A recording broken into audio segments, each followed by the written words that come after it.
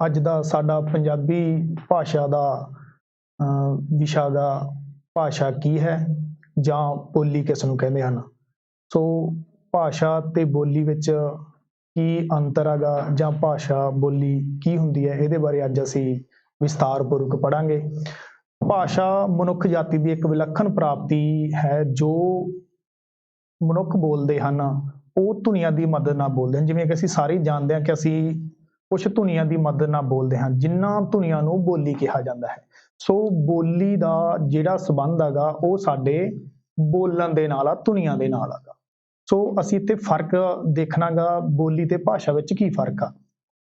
ਬੋਲੀ ਦਾ ਸੰਬੰਧ ਬੋਲ ਉਚਾਰ ਨਾਲ ਹੈ।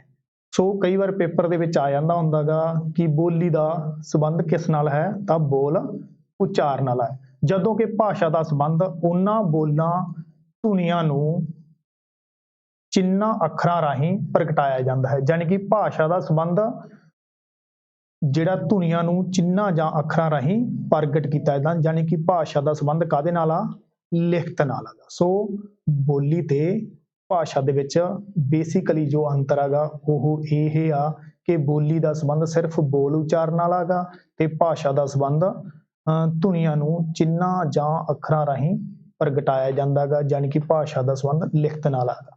ਜ਼ਿਆਦਾਤਰ ਅਸੀਂ ਕੀ ਕਰਦੇ ਆਂਗੇ, ਭਾਸ਼ਾ ਤੇ ਬੋਲੀ ਨੂੰ ਅਸੀਂ ਇੱਕ ਹੀ ਮੰਨਦੇ ਹਾਂ, ਪਰ ਇਹਨਾਂ ਵਿੱਚ ਇੱਕ ਮੂਲ ਅੰਤਰ ਹੈਗਾ। ਸੋ ਭਾਸ਼ਾ ਦੀ ਉਤਪਤੀ ਸੰਸਕ੍ਰਿਤ ਧਾਤੂ ਤੋਂ, ਜੋ ਧਾਤੂ ਹੈਗਾ ਉਹ ਭਾਸ਼ ਹੈਗਾ, ਇੱਥੇ ਭਾਸ਼ਾ ਲਿਖਿਆ ਗਿਆ, ਭਾਸ਼ ਤੋਂ ਹੋਈ ਹੈ। ਸੋ ਭਾਸ਼ ਦਾ ਕੀ ਅਰਥ ਹੁੰਦਾ ਗਾ, ਭਾਸ਼ ਦਾ ਅਰਥ ਹੁੰਦਾ ਬੋਲ। ਸੋ ਇਸ ਦਾ ਅਰਥ ਵੀ ਕੀ ਬਣ ਗਿਆ, ਬੋਲਣਾ। ਸੋ ਭਾਸ਼ਾ ਸ਼ਬਦ ਲਈ ਉਰਦੂ ਫਾਰਸੀ ਵਾਲੇ ਕੀ ਸ਼ਬਦ ਦੀ ਵਰਤੋਂ ਕਰਦੇ ਆ, ਜ਼ੁਬਾਨ ਸ਼ਬਦ ਦੀ ਵਰਤੋਂ ਕਰਦੇ ਹੈਗੇ, ਤੇ ਅੰਗਰੇਜ਼ੀ ਵਿੱਚ ਇਸ ਨੂੰ ਟੰਗ ਕਿਹਾ ਜਾਂਦਾ ਗਾ। ਸੋ ਭਾਸ਼ਾ, ਜ਼ੁਬਾਨ ਤੇ ਟੰਗ ਜਿਹੜੇ ਤਿੰਨੇ ਸ਼ਬਦ ਹੈਗੇ, ਇਹਨਾਂ ਦਾ ਸੰਬੰਧ ਕਿਸੇ ਨਾ ਕਿਸੇ ਰੂਪ ਵਿੱਚ ਮਨੁੱਖ ਦੀ ਕਰਮ ਇੰਦਰੀ ਜੋ ਜੀਭ ਉਸ ਨਾਲ ਜੁੜਿਆ ਹੋਇਆ ਹੈ। ਇਸ ਲਈ ਭਾਸ਼ਾ ਜੀਵ ਦੀ ਹਰਕਤ ਨਾਲ ਪੈਦਾ ਹੋਈਆਂ ਸਾਰਥਿਕ ਧੁਨੀਆਂ ਜਾਂ ਬੋਲਾਂ ਦਾ ਸਮੂਹ ਹੈ। ਸੋ ਜੇ ਇਹ ਪੁੱਛਣਾ ਹੋਵੇ ਵੀ ਭਾਸ਼ਾ ਕੀ ਹੈ, ਤਾਂ ਮਨੁੱਖ ਦੀ ਜੀਭ ਦੁਆਰਾ ਉਚਾਰੀਆਂ ਗਈਆਂ ਧੁਨੀਆਂ ਦੇ ਸਮੂਹ ਨੂੰ ਕੀ ਕਹਿੰਦੇ ਆ, ਭਾਸ਼ਾ ਕਹਿੰਦੇ ਆ। ਜਿਸ ਰਾਹੀਂ ਇੱਕ ਮਨੁੱਖ ਆਪਣੇ ਮਨ ਦੇ ਹਾਵ ਭਾਵ ਦਾ ਦੂਜੇ ਤੱਕ ਸੰਚਾਰ ਕਰਦਾ ਹੈ ਜਾਂ ਸਮਝਾਉਂਦਾ ਹੈ ਜਾਂ ਪ੍ਰਗਟਾਉਂਦਾ ਹੈ, ਉਸ ਨੂੰ ਕੀ ਕਹਿੰਦੇ ਆ, ਭਾਸ਼ਾ ਕਹਿੰਦੇ ਹੈਗੇ। ਸੋ ਮਨੁੱਖ ਜਿਹੜੀ ਭਾਸ਼ਾ ਬੋਲਦਾ ਗਾ ਉਹ ਭਾਸ਼ਾ ਤਿੰਨ ਤਰੀਕਿਆਂ ਨਾਲ ਸੰਚਾਰ ਕਰਦੀ ਹੈਗੀ। ਦੇਖੋ, ਜਾਂ ਤਾਂ ਅਸੀਂ ਬੋਲ ਕੇ ਸੰਚਾਰ ਕਰਦੇ ਆਂਗੇ, ਜਾਂ ਫਿਰ ਅਸੀਂ ਕੀ ਕਰਦੇ ਹਾਂ, ਲਿਖ ਕੇ ਸੰਚਾਰ ਕਰਦੇ ਆਂਗੇ। ਕਈ ਵਾਰੀ ਪੇਪਰ ਦੇ ਵਿੱਚ ਸਵਾਲ ਆ ਜਾਂਦਾ ਹੁੰਦਾ ਵੀ ਭਾਸ਼ਾ ਕਿਵੇਂ ਸੰਚਾਰ ਕਰਦੀ ਹੈ, ਬੋਲ ਕੇ, ਦੂਸਰਾ ਲਿਖ ਕੇ ਤੇ ਤੀਸਰਾ ਹਾਵ ਭਾਵ ਰਾਹੀਂ, ਠੀਕ ਹੈ, ਇਸ਼ਾਰੇ ਕਰਕੇ। ਸੋ ਇਸ ਲਈ ਇਹ ਤਿੰਨੇ ਆਪਸ਼ਨਾਂ ਲਿਖੀਆਂ, ਜਾਣੀ ਕਿ ਚੌਥੀ ਆਪਸ਼ਨ ਇਹ ਲਿਖੀ ਹੋ ਸਕਦੀ ਵੀ ਉਪਰੋਕਤ ਸਾਰੇ। ਤਾਂ ਭਾਸ਼ਾ ਇਹ ਤਿੰਨ ਤਰੀਕਿਆਂ ਨਾਲ ਸੰਚਾਰ ਕਰਦੀ ਆ, ਬੋਲ ਕੇ, ਲਿਖ ਕੇ ਤੇ ਹਾਵ ਭਾਵ ਰਾਹੀਂ।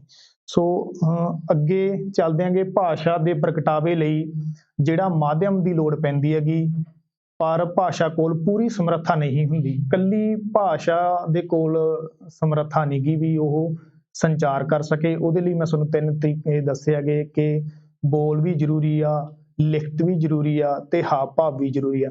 ਇਸ ਲਈ ਇਹਨਾਂ ਨੂੰ ਜਿਹੜੇ ਜ਼ਰੂਰੀ ਤੱਤ ਹੈਗੇ ਉਚਾਰਨ ਦੇ ਲਈ, ਉਹ ਪਿੱਚ ਤੇ ਆਵਾਜ਼ ਹੈਗੇ। ਭਾਸ਼ਾ ਦੇ ਇਸੇ ਲਈ ਦੋ ਮਾਧਿਅਮ ਬਣਦੇ ਹੈਗੇ, ਇੱਕ ਆਵਾਜ਼, ਦੂਸਰਾ ਲਿਪੀ, ਜਾਣੀ ਕਿ ਇੱਕ ਉਚਾਰਨ ਤੇ ਦੂਜਾ ਲਿਖਤ।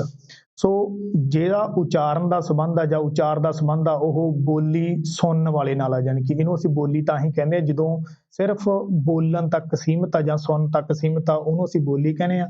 ਜਿਹੜੀ ਚੀਜ਼ ਪੜ੍ਹੀ ਜਾ ਸਕਦੀ ਹੈ ਜਾਂ ਲਿਖੀ ਜਾ ਸਕਦੀ ਹੈ ਉਸਨੂੰ ਭਾਸ਼ਾ ਕਹਿੰਦੇ ਆ। ਸੋ ਇਸੇ ਪ੍ਰਕਾਰ ਹੀ ਭਾਸ਼ਾ ਦੀਆਂ ਕਿਸਮਾਂ ਪੁੱਛ ਸਕਦੇ ਵੀ ਕਿੰਨੀਆਂ ਹੁੰਦੀਆਂ, ਤਾਂ ਭਾਸ਼ਾ ਦੀਆਂ ਇਸੇ ਆਧਾਰ ਦੇ ਉੱਤੇ ਦੋ ਕਿਸਮਾਂ ਬਣਦੀਆਂ। ਇੱਕ ਬੋਲਚਾਲ ਦੀ ਭਾਸ਼ਾ, ਜਾਣੀ ਕਿ ਜਿਹੜੀ ਆਵਾਜ਼ ਨਾਲ ਪੈਦਾ ਹੁੰਦੀ ਆ, ਇੱਕ ਲਿਖਤ ਭਾਸ਼ਾ ਜਿਹੜੀ ਲਿਪੀ ਨਾਲ ਪੈਦਾ ਹੁੰਦੀ ਆ। ਹੁਣ ਜਿਹੜੀ ਬੋਲਚਾਲ ਦੀ ਭਾਸ਼ਾ ਗੀ ਉਹਨੂੰ ਅਸੀਂ ਆਮ ਭਾਸ਼ਾ ਵੀ ਕਹਿ ਦਿੰਦੇ ਆ। ਇੱਥੇ ਤੁਸੀਂ ਨੋਟ ਕਰ ਸਕਦੇ ਹੋਗੇ, ਜਿਹੜੀ ਬੋਲਚਾਲ ਦੀ ਭਾਸ਼ਾ ਗੀ ਉਸ ਨੂੰ ਆਮ ਭਾਸ਼ਾ ਦਾ ਨਾਮ ਵੀ ਦਿੱਤਾ ਜਾਂਦਾ ਜਾਂ ਸਧਾਰਨ ਭਾਸ਼ਾ ਵੀ ਕਹਿ ਦਿੱਤਾ ਜਾਂਦਾ। ਤੋ ਜਿਹੜੀ ਭਾਸ਼ਾ ਲਿਖਤੀ ਹੁੰਦੀ ਹੈਗੀ ਉਹਨੂੰ ਅਲੱਗ-ਅਲੱਗ ਨਾਂ ਗੇ, ਜਿਵੇਂ ਇਹਨੂੰ ਸਾਹਿਤਕ ਭਾਸ਼ਾ ਵੀ ਕਹਿ ਦਿੰਦੇ ਆ, ਲਿਖਤੀ ਭਾਸ਼ਾ ਵੀ ਕਹਿ ਦਿੰਦੇ ਆ, ਟਕਸਾਲੀ ਭਾਸ਼ਾ ਵੀ ਕਹਿ ਦਿੰਦੇ ਆ, ਮਿਆਰੀ ਭਾਸ਼ਾ ਵੀ ਕਹਿ ਦਿੰਦੇ ਹੈਗੇ। ਤਾਂ ਇਹਦੇ ਵੱਖ-ਵੱਖ ਨਾਂ ਗੇ। ਪਹਿਲਾ ਨਾਂ ਗਾ ਲਿਖਤੀ ਭਾਸ਼ਾ,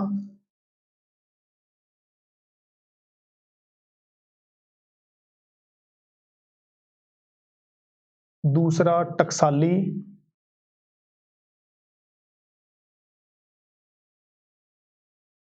ਮਿਆਰੀ ਭਾਸ਼ਾ।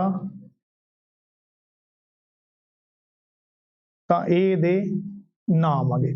ਸੋ ਹਰ ਭਾਸ਼ਾ ਦੀ ਕੋਈ ਨਾ ਕੋਈ ਵਿਆਕਰਨ ਹੁੰਦੀ ਹੈਗੀ ਤੇ ਵਿਆਕਰਨ ਭਾਸ਼ਾ ਦੇ ਨਿਯਮਾਂ ਨੂੰ ਪ੍ਰਗਟਾਉਂਦੀ ਹੈਗੀ। ਇਹਦੇ ਤੋਂ ਅੱਗੇ ਵਿਆਕਰਨ ਹਰ ਵਿਅਕਤੀ ਦੇ ਮਨ ਵਿੱਚ ਹੁੰਦੀ ਹੈ। ਦੇਖੋ ਬੱਚਾ ਜਿਹੜਾ ਗਾ ਉਹਨੂੰ ਸਾਨੂੰ ਵਿਆਕਰਨ ਨਹੀਂ ਸਿਖਾਉਣ ਦੀ ਲੋੜ ਪੈਂਦੀ, ਅਸੀਂ ਉਹਨੂੰ ਪਹਿਲਾਂ ਭਾਸ਼ਾ ਸਿਖਾਉਣੇ ਹੈਗੇ, ਵਿਆਕਰਨ ਬਾਅਦ ਦੇ ਵਿੱਚ ਸਿੱਖਦਾ ਗਾ। ਪਰ ਜਦੋਂ ਵੀ ਕੋਈ ਵੀ ਵਿਅਕਤੀ ਕੁਛ ਵੀ ਬੋਲਦਾ ਗਾ ਤਾਂ ਉਹਦੇ ਅਚੇਤ ਮਨ ਦੇ ਵਿੱਚ ਕੁਛ ਨਿਯਮ ਆ ਜਿਹੜੇ ਉਹ ਆਪਣੇ ਆਪ ਕੰਮ ਕਰਨ ਲੱਗ ਜਾਂਦੇ ਹੈਗੇ। ਤਾਂ ਭਾਸ਼ਾ ਦੇ ਪਿੱਛੇ ਜਿਹੜੇ ਨਿਯਮ ਕੰਮ ਕਰਦੇ ਹੈਗੇ ਉਹਨਾਂ ਨਿਯਮਾਂ ਦੇ ਸਮੂਹ ਨੂੰ ਵਿਆਕਰਨ ਕਿਹਾ ਜਾਂਦਾ ਗਾ। ਸੋ ਭਾਸ਼ਾ ਦੇ ਬਾਰੇ ਇੱਕ ਸਵਾਲ ਇਹ ਆ ਜਾਂਦਾ ਹੁੰਦਾ ਵੀ ਭਾਸ਼ਾ ਕਿਸ ਦੀ ਦੇਣ ਹੈ? ਤਾਂ ਭਾਸ਼ਾ ਸਮਾਜ ਦੀ ਦਾਤ ਹੈਗੀ। ਠੀਕ ਹੈ, ਕੌਣ ਦਿੰਦਾ ਗਾ? ਭਾਸ਼ਾ ਸਮਾਜ ਦਿੰਦਾ ਗਾ, ਕੁਦਰਤ ਦੀ ਦਾਤ ਨਹੀਂ, ਜਾਣੀ ਕਿ ਰੱਬੀ ਨਹੀਂ ਹੁੰਦੀ ਭਾਸ਼ਾ, ਸਾਨੂੰ ਸਮਾਜ ਦੇ ਵਿੱਚੋਂ ਅਸੀਂ ਸਿੱਖਦੇ ਹਾਂਗੇ। ਭਾਸ਼ਾ ਸੁੱਤੇ ਸਿੱਧ ਪ੍ਰਾਪਤ ਨਹੀਂ ਹੁੰਦੀ, ਇਹ ਯਤਨ ਕਰਕੇ ਸਿੱਖੀ ਜਾਂਦੀ ਹੈ। ਪਸ਼ੂਆਂ ਦੀ ਭਾਸ਼ਾ ਬੰਨਵੀ ਹੁੰਦੀ ਹੈ, ਜਾਣੀ ਕਿ ਉਹਨਾਂ ਦਾ ਕੋਈ ਨਾ ਕੋਈ ਅੰਤ ਹੁੰਦਾ ਗਾ ਜਿਸ ਵਿੱਚ ਘਾਟਾ ਵਾਧਾ ਨਹੀਂ ਹੋ ਸਕਦਾ। ਮਨੁੱਖ ਦੀ ਭਾਸ਼ਾ ਵਿਸਤਾਰ ਮੁਖੀ ਹੁੰਦੀ ਹੈ, ਜਾਣੀ ਕਿ ਇਹਦੇ ਵਿੱਚ ਅਸੀਂ ਘਾਟਾ ਵਾਧਾ ਕਰ ਸਕਦੇ ਹਾਂਗੇ। ਪਸ਼ੂਆਂ ਦੀ ਭਾਸ਼ਾ ਪ੍ਰਕਿਰਤਕ ਹੈ, ਪਰ ਮਨੁੱਖ ਦੀ ਭਾਸ਼ਾ ਸਾਧਕ ਜਾਂ ਸੋਧੀ ਹੋਈ ਹੈ। ਜਿਵੇਂ ਕਿ ਅਸੀਂ ਕੁਛ ਸ਼ਬਦ ਆ ਜਿਹੜੇ ਉਹਨਾਂ ਨੂੰ ਤੋੜਦੇ ਰਹਿੰਦੇ ਹੈਗੇ, ਨਵੇਂ ਬਣਾਉਂਦੇ ਰਹਿੰਦੇ ਹੈਗੇ। ਪਰ ਜਿਵੇਂ ਕਿ ਮੈਂ ਤੁਹਾਨੂੰ ਦੱਸਾਂ ਵੀ ਪਸ਼ੂਆਂ ਦੀ ਜਿਹੜੀ ਭਾਸ਼ਾ ਗੀ ਉਹਦੇ ਸੀਮਤ ਅਰਥ ਹੁੰਦੇ ਹੈਗੇ। ਜਿਵੇਂ ਮੁਰਗਾ ਬਾਂਗ ਦਿੰਦਾ ਗਾ, ਜੇ ਉਹ ਹੌਲੀ ਬਾਂਗ ਦੇ ਰਿਹਾ ਗਾ ਜਾਂ ਉਹ ਤੇਜ਼ ਬਾਂਗ ਦੇ ਰਿਹਾ ਗਾ ਤਾਂ ਉਹਦੇ ਅਰਥ ਹੋਣਗੇ ਵੀ ਖਤਰਾ ਗਾ। ਜੇ ਤੇਜ਼ ਬਾਂਗ ਦਿੰਦਾ ਗਾ ਤਾਂ ਉਹਦਾ ਇਹੀ ਅਰਥ ਹੈਗਾ ਵੀ ਉਹਦਾ ਖਤਰਾ ਗਾ। ਤਾਂ ਇਸ ਲਈ ਜਿਹੜੇ ਹੈਗੇ ਉਹ ਭਾਸ਼ਾ ਪਸ਼ੂਆਂ ਦੀ ਭਾਸ਼ਾ ਤੇ ਮਨੁੱਖ ਦੀ ਭਾਸ਼ਾ ਦੇ ਵਿੱਚ ਇਹ ਮੂਲ ਅੰਤਰ ਹੈਗੇ ਕਿ ਪਸ਼ੂਆਂ ਦੀ ਭਾਸ਼ਾ ਬੰਨਵੀ ਹੁੰਦੀ ਹੈ, ਇਹਦੇ ਵਿੱਚ ਕੋਈ ਘਾਟਾ ਵਾਧਾ ਨਹੀਂ ਹੋ ਸਕਦਾ, ਤੇ ਮਨੁੱਖ ਦੀ ਭਾਸ਼ਾ ਵਿਸਥਾਰ ਮੁਖੀ ਹੁੰਦੀ ਹੈ। ਕਈ ਵਾਰੀ ਪੇਪਰ ਦੇ ਵਿੱਚ ਸਵਾਲ ਇਹੀ ਆ ਜਾਂਦਾ ਹੁੰਦਾ ਕਿ ਹੇਠ ਲਿਖੇ ਦੇ ਵਿੱਚੋਂ ਕਿਹੜਾ ਜਾਣੀ ਕਿ ਸਿਧਾਂਤ ਆ ਜਿਹੜਾ ਉਹ ਦਰੁਸਤ ਹੈ। ਤਾਂ ਉਸ ਲਈ ਵੀ ਇਹ ਸਾਡੇ ਦਿਮਾਗ ਦੇ ਵਿੱਚ ਹੋਣਾ ਚਾਹੀਦਾ ਗਾ ਕਿ ਪਸ਼ੂਆਂ ਦੀ ਭਾਸ਼ਾ ਜਿਹੜੀ ਹੈਗੀ ਉਹ ਬੱਝਵੀਂ ਤੇ ਮਨੁੱਖ ਦੀ ਭਾਸ਼ਾ ਵਿਸਤਾਰ ਮੁਖੀ ਹੁੰਦੀ ਹੈ। ਪਸ਼ੂਆਂ ਦੀ ਭਾਸ਼ਾ ਪ੍ਰਕਿਰਤਕ ਹੈ, ਜਾਣੀ ਕਿ ਕੁਦਰਤੀ ਹੈਗੀ, ਤੇ ਮਨੁੱਖ ਦੀ ਭਾਸ਼ਾ ਜਿਹੜੀ ਹੈਗੀ ਉਹ ਸਾਧਿਤ ਜਾਂ ਸੋਧੀ ਹੋਈ ਹੈ। ਉਸ ਤੋਂ ਅੱਗੇ ਅਸੀਂ ਪਰਿਭਾਸ਼ਾ ਦੇ ਵੱਲ ਚੱਲਦੇ ਹਾਂਗੇ ਕਿ ਭਾਸ਼ਾ ਦੀ ਕੀ ਪਰਿਭਾਸ਼ਾ ਹੋ ਸਕਦੀ ਹੈਗੀ, ਡੈਫੀਨੇਸ਼ਨ ਕੀ ਹੈ ਦੀ। ਆਮ ਖਿਆਲ ਇਹੀ ਕੀਤਾ ਜਾਂਦਾ ਹੈ ਕਿ ਭਾਸ਼ਾ ਉਹ ਵਰਤਾਰਾ ਹੈ ਜਿਸ ਨੂੰ ਅਚੇਤ ਤੌਰ ਤੇ ਗੱਲਬਾਤ ਕਰਨ ਸਮੇਂ ਵਰਤਿਆ ਜਾਂਦਾ ਗਾ। ਵਿਆਕਰਨਕਾਰ ਭਾਸ਼ਾ ਨੂੰ ਵਿਆਕਰਨਿਕ ਰੂਪਾਂ, ਜਾਣੀ ਕਿ ਇਹ ਥੋੜੇ ਟੈਕਨੀਕਲੀ ਸ਼ਬਦ ਹੈ, ਤੁਸੀਂ ਧਿਆਨ ਨਾਲ ਦੇਖ ਲਓ। ਵਿਆਕਰਨਿਕ ਰੂਪਾਂ, ਧਾਤੂਆਂ, ਅਗੇਤਰਾਂ, ਪਿਛੇਤਰਾਂ ਦੀ ਲੜੀ ਮੰਨਦੇ ਹਨ। ਜਾਣੀ ਕਿ ਭਾਸ਼ਾ ਦੇ ਵਿੱਚ ਕੀ ਚੀਜ਼ਾਂ ਹੁੰਦੀਆਂ, ਉਹ ਕਹਿੰਦੇ ਵੀ ਵਿਆਕਰਨਿਕ ਰੂਪ ਹੁੰਦੇ ਆ। ਠੀਕ ਹੈ, ਧਾਤੂ ਹੁੰਦੇ ਆ, ਜਾਣੀ ਕਿ ਸ਼ਬਦਾਂ ਜਿਹੜੇ ਮੂਲ ਸ਼ਬਦ ਹੈਗੇ ਉਹ ਹੁੰਦੇ ਆ, ਉਹਨਾਂ ਦੇ ਨਾਲ ਅਗੇਤਰ ਪਿਛੇਤਰ ਲੱਗ ਕੇ ਬਣਾਏ ਹੋਏ ਸ਼ਬਦਾਂ ਤੋਂ ਕੀ ਬਣਦੀ ਆ, ਭਾਸ਼ਾ ਬਣਦੀ ਹੈਗੀ। ਕੋਸ਼ਾਂ ਦੇ ਅਨੁਸਾਰ ਕੀ ਹੈਗਾ, ਕੋਸ਼ਾਂ ਦੇ ਅਨੁਸਾਰ ਭਾਸ਼ਾ ਮੂਲ ਰੂਪ ਵਿੱਚ ਨਿਕਾਸ, ਵਿਕਾਸ ਤੇ ਅਰਥਾਂ ਸਮੇਤ ਸ਼ਬਦਾਂ ਦੀ ਸੂਚੀ ਹੈ। ਸਾਹਿਤਕਾਰਾਂ ਦੀ ਦ੍ਰਿਸ਼ਟੀ ਵਿੱਚ ਕੀ ਹੈਗੀ, ਭਾਸ਼ਾ ਉਹਨਾਂ ਸ਼ਬਦਾਂ ਦੀ ਲੜੀ ਜਿਨ੍ਹਾਂ ਨੂੰ ਇਸ ਤਰ੍ਹਾਂ ਤਰਤੀਬਿਆ ਜਾਂਦਾ ਹੈ ਕਿ ਉਹ ਕੋਈ ਮਨ ਚਿੱਤ ਲੱਗਦਾ ਬੱਝਵਾਂ ਪ੍ਰਭਾਵ ਤੋਂ ਅਰਥ ਪੈਦਾ ਕਰਕੇ ਆਨੰਦ ਦੇਵੇ। ਜਾਣੀ ਕਿ ਉਹ ਮੰਨਦੇ ਵੀ ਜਿਹੜੀ ਭਾਸ਼ਾ ਬੱਝਵਾਂ ਪ੍ਰਭਾਵ ਪੈਦਾ ਕਰਕੇ ਆਨੰਦ ਦਿੰਦੀ ਹੈਗੀ ਉਸ ਨੂੰ ਅਸੀਂ, ਉਹ ਸ਼ਬਦਾਂ ਦੇ ਸਮੂਹ ਨੂੰ ਅਸੀਂ ਭਾਸ਼ਾ ਕਹਿੰਦੇ ਹਾਂ। ਮਨੋਵਿਗਿਆਨੀਆਂ ਦਾ ਮੰਨਣਾ ਕੀ ਹੈਗਾ, ਉਹ ਕਹਿੰਦੇ ਭਾਸ਼ਾ ਮਾਨਸਿਕ ਭਾਵਾਂ ਦੀ ਪਸਾਰ ਹੈ। ਜਾਣੀ ਕਿ ਮਾਨਸਿਕ ਜਿਹੜੇ ਭਾਵ ਆ ਸਾਡੇ ਉਹਨਾਂ ਦਾ ਪਸਾਰ ਆਗਾ। ਯਾਨੀ ਕਿ ਉਹਨਾਂ ਦਾ ਵਿਕਾਸ ਹੈਗਾ, ਉਹਨਾਂ ਦਾ ਵਾਧਾ ਹੈਗਾ। ਸਮਾਜ ਵਿਗਿਆਨੀ ਕੀ ਕਹਿੰਦੇ ਹੈਗੇ, ਭਾਸ਼ਾ ਸਮਾਜ ਦੀਆਂ ਮਨੋਵਿਰਤੀਆਂ ਅਤੇ ਸਮਾਜਿਕ ਇਤਿਹਾਸ ਦਾ ਬੋਲ ਦਾ ਪਰਛਾਵਾਂ ਹੈ। ਯਾਨੀ ਕਿ ਕੀ ਹੈ, ਸਮਾਜ ਦੀਆਂ, ਕਿਸੇ ਵੀ ਸਮਾਜ ਦੀਆਂ ਜੋ ਮਨੋਵਿਰਤੀਆਂ ਮਤਲਬ ਕਿ ਮਨ ਦੇ ਖਿਆਲ ਆ, ਜੋ ਭਾਵ ਆਗੇ, ਜਾਂ ਸਮਾਜ ਦਾ ਜੋ ਇਤਿਹਾਸ ਹੈਗਾ, ਉਸ ਦਾ ਕੀ ਹੈ, ਬੋਲ ਦਾ ਪਰਛਾਵਾਂ ਗਾ। ਅੱਗੇ ਭਾਸ਼ਾ ਵਿਗਿਆਨੀਆਂ ਅਨੁਸਾਰ, ਭਾਸ਼ਾ ਵਿਗਿਆਨੀ ਕੀ ਕਹਿੰਦੇ ਹੈਗੇ, ਉਹ ਕਹਿੰਦੇ ਭਾਸ਼ਾ ਬੁਨਿਆਦੀ ਤੌਰ ਤੇ ਧੁਨਿਆਤਮਿਕ ਚਿੰਨ੍ਹਾਂ ਦਾ ਇੱਕ ਪ੍ਰਬੰਧ ਹੈ। ਯਾਨੀ ਕਿ ਜਿਹੜੇ ਧੁਨਿਆਤਮਿਕ ਚਿੰਨ੍ਹ ਹੁੰਦੇ ਆ, ਸਾਈਨ ਹੁੰਦੇ ਆ ਜਿਹੜੇ, ਠੀਕ ਹੈ, ਜਿਨ੍ਹਾਂ ਦੇ ਵਿੱਚ ਧੁਨੀ ਪੈਦਾ ਹੁੰਦੀ ਹੈ, ਯਾਨੀ ਕਿ ਕੋਈ ਆਵਾਜ਼। ਧੁਨੀ ਕੀ ਹੁੰਦੀ ਹੈਗੀ, ਮੈਂ ਤੁਹਾਨੂੰ ਅੱਗੇ ਜਾ ਕੇ ਦੱਸੂਗਾ ਜਦੋਂ ਆਪਾਂ ਧੁਨੀ ਵਿਉਂਤ ਕਰਾਂਗੇ। ਧੁਨੀ ਇੱਥੇ ਬੇਸਿਕਲੀ ਤੁਹਾਨੂੰ ਦੱਸ ਦਿਆਂ, ਧੁਨੀ ਇੱਕ ਅਜਿਹੀ ਆਵਾਜ਼ ਹੁੰਦੀ ਆ ਜਿਸ ਦਾ ਕੋਈ ਨਾ ਕੋਈ ਅਰਥ ਨਿਕਲਦਾ ਗਾ, ਠੀਕ ਹੈ। ਤਾਂ ਉਹ ਕੀ ਕਹਿੰਦੇ ਹੈਗੇ, ਬੁਨਿਆਦੀ ਤੌਰ ਤੇ ਧੁਨਿਆਤਮਿਕ ਚਿੰਨ੍ਹਾਂ ਦਾ ਇੱਕ ਪ੍ਰਬੰਧ ਹੈ ਜਿਸ ਦਾ ਮੰਤਵ ਸੰਚਾਰਯੋਗ ਖਿਆਲਾਂ ਤੇ ਭਾਵਾਂ ਨੂੰ ਪ੍ਰਗਟਾਉਣਾ ਹੁੰਦਾ ਹੈ। ਹੁਣ ਸੰਚਾਰਯੋਗ, ਜਿਹੜੇ ਸੰਚਾਰ ਕਰਨ ਦੇ ਯੋਗ ਖਿਆਲ ਆ ਗਏ, ਠੀਕ ਹੈ, ਸਾਡੇ ਕੋਈ ਦਿਮਾਗ ਦੇ ਵਿੱਚ ਆਈਡੀਆਜ਼ ਆਉਂਦੇ ਹੈਗੇ, ਕੋਈ ਭਾਵ ਪੈਦਾ ਹੁੰਦੇ, ਜਿਵੇਂ 9 ਤਰ੍ਹਾਂ ਦੇ ਭਾਵ ਹੁੰਦੇ ਹੈਗੇ, ਜਿਹਦੇ ਵਿੱਚ ਤੁਸੀਂ ਦੇਖਿਆ ਹੋਊਗਾ ਵੀ ਆਪਾਂ ਕਦੇ ਹੱਸਦੇ ਹਾਂ, ਰੋਂਦੇ ਹਾਂ, ਗਮੀ ਆਉਂਦੀ ਆ, ਉਦਾਸੀ ਆਉਂਦੀ ਹੈ, ਗੁੱਸਾ ਆਉਂਦਾ, ਤਾਂ ਇਹ ਭਾਵ ਪੈਦਾ ਹੁੰਦੇ ਹੈਗੇ। ਤਾਂ ਇਹ ਸਾਡੇ ਭਾਵਾਂ ਨੂੰ ਪ੍ਰਗਟਾਉਣ ਦਾ ਜਿਹੜਾ ਗਾ ਉਹ ਇੱਕ ਸਾਧਨ ਆ ਗਈ ਭਾਸ਼ਾ ਗੀ। ਸੋ ਸਮੁੱਚੇ ਤੌਰ ਤੇ ਭਾਸ਼ਾ ਦਾ ਕੰਮ ਕੀ ਆ, ਵੀ ਜਿਹੜੇ ਸਾਡੇ ਉਚਾਰਨ ਅੰਗ ਆ ਗਏ। ਹੁਣ ਉਚਾਰਨ ਅੰਗ ਕਿਹੜੇ ਕਿਹੜੇ ਆ ਗਏ, ਜਿਵੇਂ ਸਾਡਾ ਕੰਠ ਆ, ਸਾਡਾ ਤਾਲੂ ਹੈਗਾ, ਸਾਡੀ ਜੀਭ ਆ, ਸਾਡੇ ਦੰਦ ਆ ਗਏ, ਸਾਡੇ ਹੋਠ ਆ, ਜਾਣੀ ਕਿ ਬੁੱਲ ਆ ਗਏ। ਇਹਨਾਂ ਦੇ ਨਾਲ ਉਚਾਰਨ ਯੋਗ ਮਨ ਮਰਜ਼ੀ ਦੇ ਧੁਨਿਆਤਮਿਕ ਪ੍ਰਤੀਕਾਂ ਦਾ ਉਹ ਸਿਲਸਿਲੇਵਾਰ ਪ੍ਰਬੰਧ ਹੈ ਜਿਸ ਦੁਆਰਾ ਸਮਾਜ ਦੇ ਲੋਕ ਭਾਵਾਂ ਤੇ ਵਿਚਾਰਾਂ ਦਾ ਲੈਣ ਦੇਣ ਕਰਦੇ ਹਨ। ਜਾਣੀ ਕਿ ਜਿਸ ਰਾਹੀਂ ਅਸੀਂ ਆਪਣੇ ਮਨ ਦੇ ਖਿਆਲ, ਭਾਵ, ਵਿਚਾਰਾਂ ਨੂੰ ਦੂਜਿਆਂ ਤੱਕ ਪਹੁੰਚਾਉਣੇ ਆ, ਉਸ ਨੂੰ ਭਾਸ਼ਾ ਕਿਹਾ ਜਾਂਦਾ ਹੈਗਾ। ਤਾਂ ਤੁਸੀਂ ਇੱਥੇ ਇਹਦੀ ਸਾਰੀ ਗੱਲ ਤੋਂ ਇਹ ਸਮਝ ਲੱਗਦੀ ਹੈਗੀ ਕਿ ਭਾਸ਼ਾ ਇੱਕ ਅਜਿਹਾ ਸਾਧਨ ਹੈ ਜਿਸ ਰਾਹੀਂ ਮਨੁੱਖ ਆਪਣੇ ਮਨ ਦੇ ਖਿਆਲ, ਭਾਵ ਜਾਂ ਵਿਚਾਰਾਂ ਨੂੰ ਦੂਜਿਆਂ ਨਾਲ ਲਿਖ ਕੇ ਜਾਂ ਬੋਲ ਕੇ ਪ੍ਰਗਟ ਕਰਦਾ ਹੈ, ਉਸ ਨੂੰ ਭਾਸ਼ਾ ਕਹਿੰਦੇ ਹਨ। ਸੋ ਇਹ ਭਾਸ਼ਾ ਦੀ ਪਰਿਭਾਸ਼ਾ ਸੀ। ਹੁਣ ਅਸੀਂ ਭਾਸ਼ਾ ਦਾ ਮਹੱਤਵ ਕਰਾਂਗੇ, ਵੀ ਭਾਸ਼ਾ ਦਾ ਮਹੱਤਵ ਕੀ ਹੈਗਾ।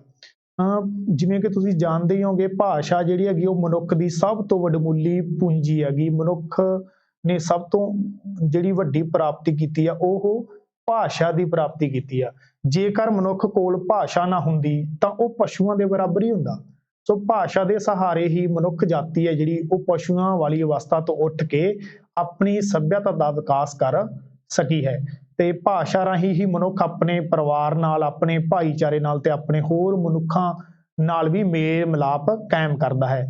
ਬਚਪਨ ਵਿੱਚ ਬੱਚਾ ਭਾਸ਼ਾ ਰਾਹੀਂ ਆਪਣੇ ਮਾਪਿਆਂ, ਭੈਣ ਭਰਾਵਾਂ ਤੇ ਹੋਰ ਸਾਥੀਆਂ ਨਾਲ ਪੂਰੀ ਸਾਂਝ ਪਾਉਂਦਾ ਹੈ। ਸੋ ਭਾਸ਼ਾ ਹੀ ਉਹ ਵਿੱਦਿਆ ਪ੍ਰਾਪਤ, ਯਾਨੀ ਕਿ ਭਾਸ਼ਾ ਰਾਹੀਂ ਉਹ ਵਿੱਦਿਆ ਪ੍ਰਾਪਤ ਕਰਦਾ ਹੈ। ਤਾਂ ਇਹਦੇ ਇਹੀ ਮਹੱਤਵ ਆ ਕਿ ਭਾਸ਼ਾ ਰਾਹੀਂ ਅਸੀਂ ਆਪਦੇ ਦੋਸਤਾਂ, ਪਰਿਵਾਰਾਂ, ਭਾਈਚਾਰੇ ਨਾਲ ਸਾਂਝ ਪੈਦਾ ਕਰ ਸਕਦੇ ਹਾਂ ਤੇ ਆਪਣੇ ਮਨ ਦੇ ਖਿਆਲ, ਭਾਵ ਤੇ ਵਿਚਾਰਾਂ ਨੂੰ ਪੇਸ਼ ਕਰਦੇ ਹਾਂ। ਭਾਸ਼ਾ ਰਾਹੀਂ ਹੀ ਉਹ ਗਿਆਨ, ਵਿਗਿਆਨ, ਧਰਮ, ਰਾਜਨੀਤੀ ਤੇ ਸਦਾਚਾਰ ਬਾਰੇ ਜਾਣਕਾਰੀ ਗ੍ਰਹਿਣ ਕਰ ਸਕਦਾ। ਸੋ ਇਹਦੇ 'ਚ ਭਾਸ਼ਾ ਦੇ ਨਾਲ ਹੀ ਅਸੀਂ ਦੇਖੋ, ਜੇ ਸਾਡੇ ਕੋਲੇ ਭਾਸ਼ਾ ਦੀ ਦਾਤ ਹੈਗੀ ਆ, ਤਾਂ ਇੱਥੇ ਮੈਂ ਤੁਹਾਨੂੰ ਇੱਕ ਗੱਲ ਹੋਰ ਕਲੀਅਰ ਕਰ ਦਿਆਂ ਕਿ ਜਿਹੜਾ ਬੰਦਾ ਸੁਣ ਸਕਦਾ ਗਾ, ਉਹੀ ਬੋਲ ਸਕਦਾ ਗਾ। ਮਤਲਬ ਕਿ ਜਿਹੜਾ ਬੱਚਾ ਜਮਾਂਦਰੂ ਬੋਲਾ ਗਾ, ਠੀਕ ਹੈ, ਉਹ ਗੂੰਗਾ ਵੀ ਹੋਊਗਾ, ਕਿਉਂਕਿ ਉਹਦੇ ਮਨ ਦੇ ਵਿੱਚ ਜਾਂ ਉਹਨੇ ਧੁਨੀਆਂ ਜਿਹੜੀਆਂ ਕਿ ਅਸੀਂ ਸਾਊਂਡਸ ਬੋਲਦੇ ਆਂਗੇ, ਉਹ ਉਹਨੇ ਸੁਣੀਆਂ ਨਹੀਂ ਗੀਆਂ। ਇਸ ਕਰਕੇ ਉਸ ਦੀਆਂ ਜਿਹੜੀਆਂ ਸਾਊਂਡ ਆ ਉਹ ਕਲੀਅਰ ਨਹੀਂ ਹੋਈਆਂ, ਉਹਨੇ ਬੋਲ ਸੁਣੇ ਨਹੀਂ, ਇਸੇ ਕਰਕੇ ਉਹ ਬੋਲ ਨਹੀਂ ਸਕਦਾ। ਸੋ ਭਾਸ਼ਾ ਸਿੱਖਣ ਦੇ ਲਈ, ਬੋਲਣ ਦੇ ਲਈ ਸੁਣਨਾ ਜ਼ਰੂਰੀ ਹੈਗਾ। ਤਾਂ ਜਾਣੀ ਕਿ ਭਾਸ਼ਾ ਦੇ ਨਾਲ ਕੀ ਹੁੰਦਾ ਗਾ, ਜਿਵੇਂ ਤੁਸੀਂ ਸ਼ਾਇਦ ਸਾਰਿਆਂ ਨੇ ਸੁਣਿਆ ਹੀ ਹੋਵੇ ਕਿ ਸੁਰਜੀਤ ਪਾਤਰ ਦਾ ਇੱਕ ਸ਼ੇਅਰ ਹੈਗਾ, ਉਹ ਕਹਿੰਦੇ ਹੈਗੇ ਕਿ ਖੋਲ ਲੈਂਦਾ ਦਿਲ ਜੇ ਯਾਰਾਂ ਦੇ ਨਾਲ, ਖੋਲਣਾ ਨਾ ਪੈਂਦਾ ਉਜਾਰਾਂ ਦੇ ਨਾਲ। ਤਾਂ ਇੱਥੇ ਹੁਣ ਭਾਸ਼ਾ ਦੀ ਮਹੱਤਤਾ ਕਿ ਜੇ ਸਾਡੇ ਕੋਲੇ ਭਾਸ਼ਾ ਗੀ ਤਾਂ ਅਸੀਂ ਆਪਣਾ ਮਨ ਹੈਗਾ ਜਿਹੜਾ, ਆਪਣੇ ਖਿਆਲ ਆਗੇ, ਉਹ ਦੂਜਿਆਂ ਦੇ ਨਾਲ ਸਾਂਝੇ ਕਰ ਸਕਦੇ ਹਾਂ। ਤਾਂ ਸਭ ਤੋਂ ਵੱਡੀ ਮਹੱਤਤਾ ਕੀ ਹੈ ਭਾਸ਼ਾ ਦੀ, ਕਿ ਅਸੀਂ ਆਪਣੇ ਵਿਚਾਰਾਂ ਨੂੰ, ਆਪਣੇ ਖਿਆਲਾਂ ਨੂੰ, ਆਪਣੇ ਭਾਵਾਂ ਨੂੰ ਲਿਖ ਕੇ ਜਾਂ ਬੋਲ ਕੇ ਦੂਜਿਆਂ ਨਾਲ ਸਾਂਝਾ ਕਰ ਸਕਦੇ ਹਾਂਗੇ। ਫਿਰ ਅਸੀਂ ਗਿਆਨ ਪ੍ਰਾਪਤ ਕਰ ਸਕਦੇ ਹਾਂਗੇ, ਵਿਗਿਆਨ ਦੇ ਵਿੱਚ ਜਿਹੜੀ ਹੈਗੀ ਉਹ ਆਪਣੀ ਪ੍ਰਾਪਤੀ ਕਰ ਸਕਦੇ ਹਾਂ। ਧਰਮ, ਰਾਜਨੀਤੀ, ਸਦਾਚਾਰ ਬਾਰੇ ਜਾਣਕਾਰੀ ਜਿਹੜੀ ਹੈਗੀ ਉਹ ਭਾਸ਼ਾ ਰਾਹੀਂ ਹੀ ਸਿੱਖ ਸਕਦੇ ਹਾਂਗੇ। ਤਾਂ ਇਹ ਭਾਸ਼ਾ ਦੀ ਮਹੱਤਤਾ ਗੀ। ਇਸ ਤੋਂ ਬਿਨਾਂ ਹਰ ਮਨੁੱਖ ਦੀ ਅਤੇ ਪੂਰੀ ਮਨੁੱਖ ਜਾਤੀ ਦੀ ਹੋਂਦ ਭਾਸ਼ਾ ਦੇ ਸਹਾਰੇ ਹੀ ਹੈ। ਮਨੁੱਖ ਨੇ ਦੂਜਿਆਂ ਦੇ ਨਾਲੋਂ ਜੇ ਵੱਧ ਤਰੱਕੀ ਕੀਤੀ ਆ ਪਸ਼ੂਆਂ ਪੰਛੀਆਂ ਦੇ ਨਾਲੋਂ, ਤਾਂ ਉਹਦੇ ਪਿੱਛੇ ਕਾਰਨ ਉਹਦੇ ਕੋਲੇ ਭਾਸ਼ਾ ਗੀ। ਇਸ ਲਈ ਭਾਸ਼ਾ ਮਨੁੱਖ ਦੇ ਸੱਭਿਆਚਾਰਕ ਵਿਰਸੇ ਦਾ, ਇਤਿਹਾਸ ਤੇ ਵਿਕਾਸ ਦਾ ਖਜ਼ਾਨਾ ਹੈ। ਇੰਜ ਭਾਸ਼ਾ ਮਨੁੱਖੀ ਹੋਂਦ ਦਾ ਅਟੁੱਟ ਰਿਸ਼ਤਾ ਰੱਖਦੀ ਹੈ, ਜੋ ਉਸ ਦੀ ਪਹਿਚਾਣ ਦਾ ਸ਼ਕਤੀਸ਼ਾਲੀ ਮਾਧਿਅਮ ਤੇ ਆਧਾਰ ਹੈ। ਹੁਣ ਕਈ ਵਾਰੀ ਸਵਾਲ ਇਹ ਆਉਂਦਾ, ਮਨੁੱਖ ਦੀ ਪਛਾਣ ਦਾ ਆਧਾਰ ਕੀ ਆ? ਉਹਦਾ ਪਹਿਰਾਵਾ, ਠੀਕ ਹੈ, ਜਾਂ ਲਿਖਿਆ ਹੋ ਸਕਦਾ ਹੋਗਾ ਉਹਦਾ ਰਹਿਣ ਸਹਿਣ, ਉਹਦੀ ਭਾਸ਼ਾ ਤੇ ਜਾਂ ਉਹਦਾ ਵਿਵਹਾਰ ਆ। ਹੁਣ ਇੱਥੇ ਉਹਦੀ ਪਹਿਚਾਣ ਦਾ ਸਭ ਤੋਂ ਸ਼ਕਤੀਸ਼ਾਲੀ ਮਾਧਿਅਮ ਕੀ ਆ ਅਤੇ ਆਧਾਰ ਕੀ ਆ? ਭਾਸ਼ਾ ਗੀ। ਤਾਂ ਇਹਦੀ ਆਪਸ਼ਨ ਕੀ ਆਊਗੀ? ਭਾਸ਼ਾ ਆਊਗੀ। ਬਾਕੀ ਚੀਜ਼ਾਂ ਵੀ ਠੀਕ ਆ, ਪਰ ਉਹ ਜਦੋਂ ਅਸੀਂ ਮਨੁੱਖ ਦੀ ਮਨੁੱਖ ਨਾਲ ਕੰਪੈਰੀਜ਼ਨ ਕਰਦੇ ਹਾਂ ਤਾਂ ਉਦੋਂ ਸਾਡੀ ਵੱਖਰੀ ਪਹਿਚਾਣ ਦਾ ਜਿਹੜਾ ਮਾਧਿਅਮ ਆ ਉਹ ਸਾਡਾ ਪਹਿਰਾਵਾ ਹੋ ਸਕਦਾ। ਪਰ ਦੇਖੋ ਭਾਸ਼ਾ ਜਿਹੜੀ ਹੈਗੀ ਉਹ ਸਾਡੀ ਪਹਿਚਾਣ ਦਾ ਸ਼ਕਤੀਸ਼ਾਲੀ ਮਾਧਿਅਮ ਆ। ਤੁਸੀਂ ਕਿਸੇ ਵੀ ਵਿਅਕਤੀ ਨੂੰ ਮੰਨ ਲਓ ਉਹਨੇ ਕਿਸੇ ਵੀ ਤਰ੍ਹਾਂ ਦੇ ਕੱਪੜੇ ਪਾਏ ਹੋਏ ਆ, ਤਾਂ ਉਹਦੀ ਭਾਸ਼ਾ ਤੋਂ ਤੁਸੀਂ ਇਹ ਜੱਜ ਕਰ ਸਕਦੇ ਹੋਗੇ ਵੀ ਉਹ ਕਿਹੜੀ ਕੌਮ ਦਾ ਬੰਦਾ, ਕਿਹੜੇ ਇਲਾਕੇ ਦਾ ਬੰਦਾ ਗਾ। ਜਿਵੇਂ ਕਿ ਮੈਂ ਤੁਹਾਨੂੰ ਇੱਕ ਵਾਰੀ ਇੱਥੇ ਛੋਟੀ ਜਿਹੀ ਕਹਾਣੀ ਸੁਣਾਉਣਾਗਾ ਕਿ ਇੱਕ ਵਾਰੀ ਖੁਸ਼ਵੰਤ ਸਿੰਘ ਜਿਹੜੇ ਕਿ ਇੰਗਲਿਸ਼ ਟ੍ਰਿਬਿਊਨ ਦੇ ਸੰਪਾਦਕ ਵੀ ਰਹੇ ਹੈਗੇ, ਉਹ ਖੁਸ਼ਵੰਤ ਸਿੰਘ ਅੰਗਰੇਜ਼ੀ ਦੇ ਵਿੱਚ ਆਰਟੀਕਲ ਲਿਖਦੇ ਹੁੰਦੇ ਸੀਗੇ। ਤੇ ਉਹਨਾਂ ਨੂੰ ਕਿਸੇ ਨੇ ਇਹ ਕਿਹਾ ਗਾ ਕਿ ਤੁਸੀਂ ਕਿਸੇ ਵੀ ਬੰਦੇ ਦੀ ਭਾਸ਼ਾ ਬਾਰੇ ਦੱਸ ਸਕਦੇ ਹੋਗੇ ਵੀ ਉਹਦੀ ਭਾਸ਼ਾ ਕਿਹੜੀ ਆ। ਤਾਂ ਉੱਥੇ ਇੱਕ ਬੰਦਾ ਕਵੀ ਸੀਗਾ, ਉਹ ਬਹੁਤ ਸਾਰੀਆਂ ਭਾਸ਼ਾਵਾਂ ਬੋਲ ਲੈਂਦਾ ਸੀਗਾ। ਤਾਂ ਖੁਸ਼ਵੰਤ ਸਿੰਘ ਕਹਿੰਦੇ ਵੀ ਉਹਨਾਂ ਨੇ ਇਹ ਕਹਾਣੀ ਕਿਸੇ ਕਿਤਾਬ ਦੇ ਵਿੱਚ ਲਿਖੀ, ਉਹਨਾਂ ਦਿੱਤਾ ਵਿੱਚ ਉਹ ਕਹਿੰਦੇ ਦੱਸਿਆ ਵੀ ਮਨੁੱਖ ਦੀ ਜਿਹੜੀ ਭਾਸ਼ਾ ਗੀ ਉਹ ਆਪਣੀ ਮਾਤ ਭਾਸ਼ਾ ਦੇ ਵਿੱਚ ਹੀ ਸਭ ਕੁਛ, ਜਾਣੀ ਕਿ ਜਿਵੇਂ ਹਰਕਤਾਂ ਗੀਆਂ, ਕੋਈ ਗਾਲੀ ਗਲੋਚ ਕਰਨਾ ਗਾ, ਕਿਸੇ ਤੇ ਗੁੱਸਾ ਕੱਢਣਾ ਗਾ, ਤਾਂ ਉਹ ਮਾਤ ਭਾਸ਼ਾ ਦੇ ਵਿੱਚ ਹੀ ਕੱਢ ਸਕਦਾ ਗਾ। ਤਾਂ ਉਹ ਕਵੀ ਬਹੁਤ ਸਾਰੀਆਂ ਭਾਸ਼ਾਵਾਂ ਬੋਲ ਲੈਂਦਾ ਸੀ। ਤਾਂ ਹੁਣ ਉਹਦੇ ਉੱਪਰ ਖੁਸ਼ਵੰਤ ਸਿੰਘ ਕਹਿੰਦੇ ਵੀ ਪਾਣੀ ਦੀ ਸੁੱਤੇ ਪਏ ਦੇ ਉੱਤੇ ਪਾਣੀ ਦੀ ਬਾਲਟੀ ਡੋਲ ਦਿੱਤੀ ਗਈ ਤੇ ਉਸ ਨੇ ਜਦੋਂ ਉੱਠਿਆ ਤੇ ਜਿਹੜੀ ਭਾਸ਼ਾ ਦੇ ਵਿੱਚ ਉਸ ਨੇ ਗਾਲੀ ਗਲੋਚ ਕੀਤਾ ਤਾਂ ਉਹ ਭਾਸ਼ਾ ਉਹਦੀ ਮਾਤ ਭਾਸ਼ਾ ਸੀ। ਸੋ ਇਸ ਲਈ ਭਾਸ਼ਾ ਜਿਹੜੀ ਹੈਗੀ ਉਹ ਸਾਡੇ ਸੱਭਿਆਚਾਰ ਦਾ ਇੱਕ ਅਟੁੱਟ ਅੰਗ ਹੁੰਦੀ ਹੈਗੀ, ਸੱਭਿਆਚਾਰ ਦੀ ਪਹਿਚਾਣ ਹੁੰਦੀ ਹੈਗੀ। ਸੋ ਜੇ ਤੁਹਾਨੂੰ ਇਹ ਸਵਾਲ ਆਉਂਦਾ ਗਾ ਤਾਂ ਤੁਸੀਂ ਇਹਦਾ ਆਨਸਰ ਕੀ ਲਾਉਣਾ? ਭਾਸ਼ਾ ਲਾਉਣਾ। ਤਾਂ ਭਾਸ਼ਾ ਦੇ ਦੋ ਰੂਪ ਮਨੁੱਖ ਦੀ ਹੋਂਦ ਵਿੱਚ ਵਿਚਰਦੇ ਹਨ। ਇੱਕ ਰੂਪ ਲਿਖਤੀ ਭਾਸ਼ਾ, ਜਾਣੀ ਕਿ ਮੈਂ ਤੁਹਾਨੂੰ ਦੱਸਿਆ ਸੀ ਜਿਹੜੀ ਬੋਲਚਾਲ ਦੀ ਭਾਸ਼ਾ ਹੁੰਦੀ ਆ ਤੇ ਜੋ ਉਸ ਦੇ ਉਚਾਰਨ ਨਾਲ ਸੰਬੰਧ ਰੱਖਦਾ ਹੈ, ਤੇ ਦੂਜਾ ਰੂਪ ਦੂਜਿਆਂ ਨੂੰ ਆਪਣੀ ਗੈਰ ਹਾਜ਼ਰੀ ਵਿੱਚ ਹੋਰਾਂ ਨੂੰ ਦੱਸਣ, ਸਮਝਾਉਣ ਅਤੇ ਕਹਿਣ ਦਾ, ਉਹ ਹੈ ਲਿਖਤੀ ਢੰਗ। ਠੀਕ ਹੈ, ਤਾਂ ਦੋ ਰੂਪ ਆ ਭਾਸ਼ਾ ਦੇ, ਇੱਕ ਬੋਲਚਾਲ ਦੀ ਭਾਸ਼ਾ, ਇੱਕ ਲਿਖਤੀ ਭਾਸ਼ਾ। ਆਮ ਜੀਵਨ ਵਿੱਚ ਅਸੀਂ ਕੀ ਕਰ ਦਿਆਂਗੇ, ਅਸੀਂ ਅਲਿਖਤੀ ਭਾਸ਼ਾ ਜਿਹੜੀ ਹੈਗੀ ਜਾਂ ਜਿਹੜੀ ਬੋਲਚਾਲ ਦੀ ਭਾਸ਼ਾ ਹੈਗੀ, ਸਧਾਰਨ ਭਾਸ਼ਾ ਹੈਗੀ, ਉਸ ਦੀ ਵਰਤੋਂ ਕਰ ਦਿਆਂਗੇ ਤੇ ਇਹਦੀ ਵਰਤੋਂ ਵਿਸ਼ਾਲ ਖੇਤਰ ਵਿੱਚ ਮਹੱਤਤਾ ਰੱਖਦੀ ਆ। ਜ਼ਿਆਦਾਤਰ ਅਸੀਂ ਸਾਰੇ ਆਪਣੇ ਕੰਮ ਆ ਜਿਹੜੇ ਉਹ ਬੋਲ ਕੇ ਹੀ ਕਰਦੇ ਹਾਂ ਤੇ ਸਿਰਫ ਪੜ੍ਹਿਆ ਲਿਖਿਆ ਵਰਗ ਆ ਜਿਹੜਾ ਉਹ ਲਿਖਤੀ ਭਾਸ਼ਾ ਦਾ ਪ੍ਰਯੋਗ ਕਰਦਾ ਗਾ। ਇਸੇ ਕਰਕੇ ਬੋਲਣ ਵਾਲੀ ਪ੍ਰਕਿਰਿਆ ਨੂੰ ਬੋਲੀ ਕਿਹਾ ਜਾਂਦਾ ਗਾ, ਜਾਣੀ ਕਿ ਆਪਾਂ ਗੱਲ ਪਹਿਲਾਂ ਹੀ ਕਰ ਚੁੱਕੇ ਹਾਂ। ਤੇ ਲਿਖਣ ਵਾਲੀ ਪ੍ਰਕਿਰਿਆ ਨੂੰ ਭਾਸ਼ਾ ਕਿਹਾ ਜਾਂਦਾ। ਸੋ ਇਸ ਲਈ ਭਾਸ਼ਾ ਦਾ ਸੰਬੰਧ ਲਿਖਤ ਪ੍ਰਕਿਰਿਆ ਨਾਲ ਹੀ ਸਥਾਪਿਤ ਹੁੰਦਾ ਗਾ। ਜੇ ਤੁਹਾਨੂੰ ਪੁੱਛਦੇ ਵੀ ਭਾਸ਼ਾ ਦਾ ਸੰਬੰਧ ਕਿਹੜੀ ਪ੍ਰਕਿਰਿਆ ਨਾਲ ਹੈ, ਬੋਲ ਚਾਲ ਦੀ ਪ੍ਰਕਿਰਿਆ ਨਾਲ ਜਾਂ ਲਿਖਤ ਦੀ ਪ੍ਰਕਿਰਿਆ ਨਾਲ, ਤਾਂ ਭਾਸ਼ਾ ਦਾ ਸੰਬੰਧ ਕਾਹਦੇ ਨਾਲ ਹੋਊਗਾ, ਲਿਖਤ ਦੀ ਪ੍ਰਕਿਰਿਆ ਨਾਲ, ਤੇ ਬੋਲੀ ਦਾ ਸੰਬੰਧ ਕਿਹਦੇ ਨਾਲ ਹੋਊਗਾ, ਬੋਲ ਚਾਲ ਦੀ ਪ੍ਰਕਿਰਿਆ ਨਾਲ। ਸੋ ਜਿਸ ਦਾ ਵਿਸ਼ਲੇਸ਼ਣ ਆ ਜਿਹੜਾ ਗਾ ਅਸੀਂ ਉਹ ਵਿਆਕਰਨ ਦੇ ਖੇਤਰ ਵਿੱਚ ਕਰ ਦਿਆਂਗੇ, ਲਿਖਤ ਭਾਸ਼ਾ ਦਾ। ਸੋ ਭਾਸ਼ਾ ਦੇ ਫੰਕਸ਼ਨ ਕੀ ਹੈਗੇ, ਕਾਰਜ ਜਾਣੀ ਕਿ ਕੰਮ ਕੀ ਹੈਗੇ, ਭਾਸ਼ਾ ਦਾ ਮੂਲ ਕੰਮ ਕੀ ਆ, ਸੰਚਾਰ ਕਰਨਾ ਗਾ। ਤੋ ਮਨੁੱਖ ਜਿਹੜਾ ਗਾ ਉਹ ਆਪਣੇ ਵਿਚਾਰਾਂ ਨੂੰ ਦੂਜਿਆਂ ਤੱਕ ਸੰਚਾਰ ਕਰਨ ਦੇ ਲਈ ਭਾਸ਼ਾ ਦੀ ਵਰਤੋਂ ਕਰਦਾ, ਇਸ ਲਈ ਭਾਸ਼ਾ ਦਾ ਕਾਰਜ ਕੀ ਹੈਗਾ, ਉਹ ਸੰਚਾਰਨਾ ਗਾ।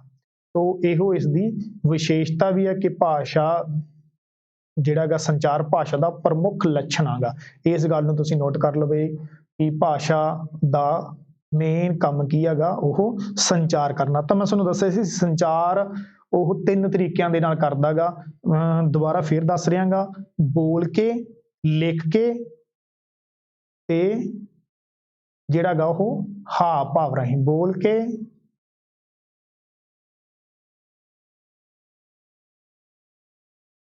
ਲਿਖ ਕੇ ਤੇ ਹਾਵਾਂ ਭਾਵਾਂ ਦੀ ਵਰਤੋਂ ਰਾਹੀਂ। ਇਹ ਪਿਛਲੇ ਪੇਪਰਾਂ 'ਚ ਸਵਾਲ ਆਇਆ ਵੀ ਆ ਕਿ ਭਾਸ਼ਾ ਕਿਵੇਂ ਸੰਚਾਰ ਕਰਦੀ ਆ, ਬੋਲ ਕੇ, ਲਿਖ ਕੇ ਤੇ ਹਾਵ ਭਾਵ ਰਾਹੀਂ। ਠੀਕ ਹੈ, ਤਾਂ ਅੱਗੇ ਚੱਲਦੇ ਹਾਂ। ਅੱਗੇ ਭਾਸ਼ਾ ਉਚਰਿਤ ਵੀ ਹੁੰਦੀ ਹੈ ਤੇ ਮੂਕ ਵੀ, ਜਾਣੀ ਕਿ ਭਾਸ਼ਾ 2 ਤਰ੍ਹਾਂ ਦੀ ਹੁੰਦੀ ਹੈ, ਉਚਰਿਤ ਵੀ ਤੇ ਮੂਕ ਵੀ। ਜਾਣੀ ਕਿ ਮੂਕ ਦੇ ਵਿੱਚ ਮੈਂ ਤੁਹਾਨੂੰ ਦੱਸਿਆ ਵੀ ਜਿਹੜੇ ਆਪਾਂ ਇਸ਼ਾਰਿਆਂ ਰਾਹੀਂ ਜਾਂ ਲਿਖਤੀ ਭਾਸ਼ਾ, ਉਹ ਮੂਕ ਭਾਸ਼ਾ ਗਈ।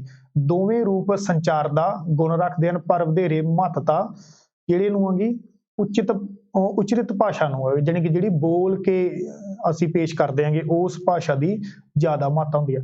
ਅਧਿਐਨ ਵੀ ਉਸੇ ਉਚਰਿਤ ਭਾਸ਼ਾ ਦਾ ਹੀ ਕੀਤਾ ਜਾਂਦਾ ਗਾ। ਜਾਣੀ ਕਿ ਜਦੋਂ ਅਸੀਂ ਕੋਈ ਅਧਿਐਨ ਕਰਦੇ ਹਾਂਗੇ ਤਾਂ ਜਿਹੜੀ ਉਚਰਿਤ ਭਾਸ਼ਾ ਹੁੰਦੀ ਹੈ ਉਸ ਦਾ ਅਧਿਐਨ ਕੀਤਾ ਜਾਂਦਾ। ਭਾਸ਼ਾ ਧੁਨੀਆਂ ਰਾਹੀਂ ਕਲਪਨਾਵਾਂ, ਸੰਵੇਦਨਾਵਾਂ, ਸੂਖਮ ਸਥੂਲ ਹਰ ਤਰ੍ਹਾਂ ਦੇ ਵਰਤਾਰਿਆਂ ਨੂੰ ਵਧੇਰੇ ਚੰਗੀ ਤਰ੍ਹਾਂ ਸਮਝਣ ਸਮਝਾਉਣ ਦੇ ਯੋਗ ਹੁੰਦੀ ਹੈਗੀ।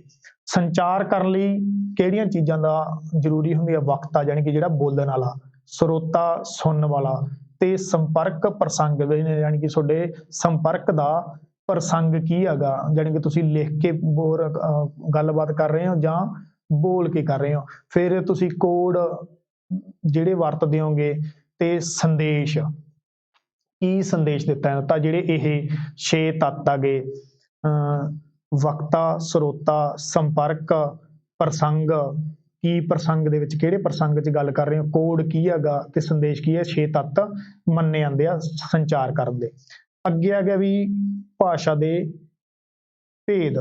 ਤਾਂ ਭਾਸ਼ਾ ਭਾਵੇਂ ਭਾਸ਼ਾ ਸਾਰੇ ਸਮਾਜ ਦੀ ਸਾਂਝੀ ਹੁੰਦੀ ਹੈ, ਫਿਰ ਵੀ ਭਾਸ਼ਾ ਇੱਕ ਮਾਨਸਿਕ ਤੇ ਭੌਤਿਕ ਵਰਤਾਰਾ। ਕਈ ਵਾਰੀ ਇਹ ਸਵਾਲ ਵੀ ਆਉਂਦਾ, ਭਾਸ਼ਾ ਕਿਹੜਾ ਵਰਤਾਰਾ ਹੈ, ਸਮਾਜਿਕ ਆ, ਠੀਕ ਹੈ, ਵਿਅਕਤੀਗਤ ਆ, ਮਾਨਸਿਕ ਤੇ ਭੌਤਿਕ ਵਰਤਾਰਾ ਗਾ। ਠੀਕ ਹੈ, ਸਮਾਜ ਵਿੱਚ ਰਹਿੰਦੇ ਹਰ ਵਿਅਕਤੀ ਦੀ ਕੋਈ ਨਾ ਕੋਈ ਭਾਸ਼ਾ ਲਾਜ਼ਮੀ ਹੁੰਦੀ ਹੈ। ਇਸ ਲਈ ਇਲਾਕੇ ਦੇ ਫਰਕ ਨਾਲ ਇੱਕੋ ਭਾਸ਼ਾ ਦੇ ਆਪਣੇ ਵੀ ਥੋੜ੍ਹੇ ਥੋੜ੍ਹੇ ਫਰਕ ਨਾਲ ਨਵੇਂ ਰੂਪ ਉਭਾਰ ਕੇ ਸਾਹਮਣੇ ਆਉਂਦੇ। ਜਾਣੀ ਕਿ ਇਹ ਇਲਾਕਾਈ ਵੰਨਗੀਆਂ ਹੁੰਦੀਆਂ ਜਿਹੜੀਆਂ, ਜਿਵੇਂ ਉਪ ਭਾਸ਼ਾਵਾਂ ਹੁੰਦੀਆਂ, ਉਹ ਇੱਥੇ ਗੱਲ ਦੀ ਪੇਸ਼ਕਾਰੀ ਕੀਤੀ ਗਈ ਆ।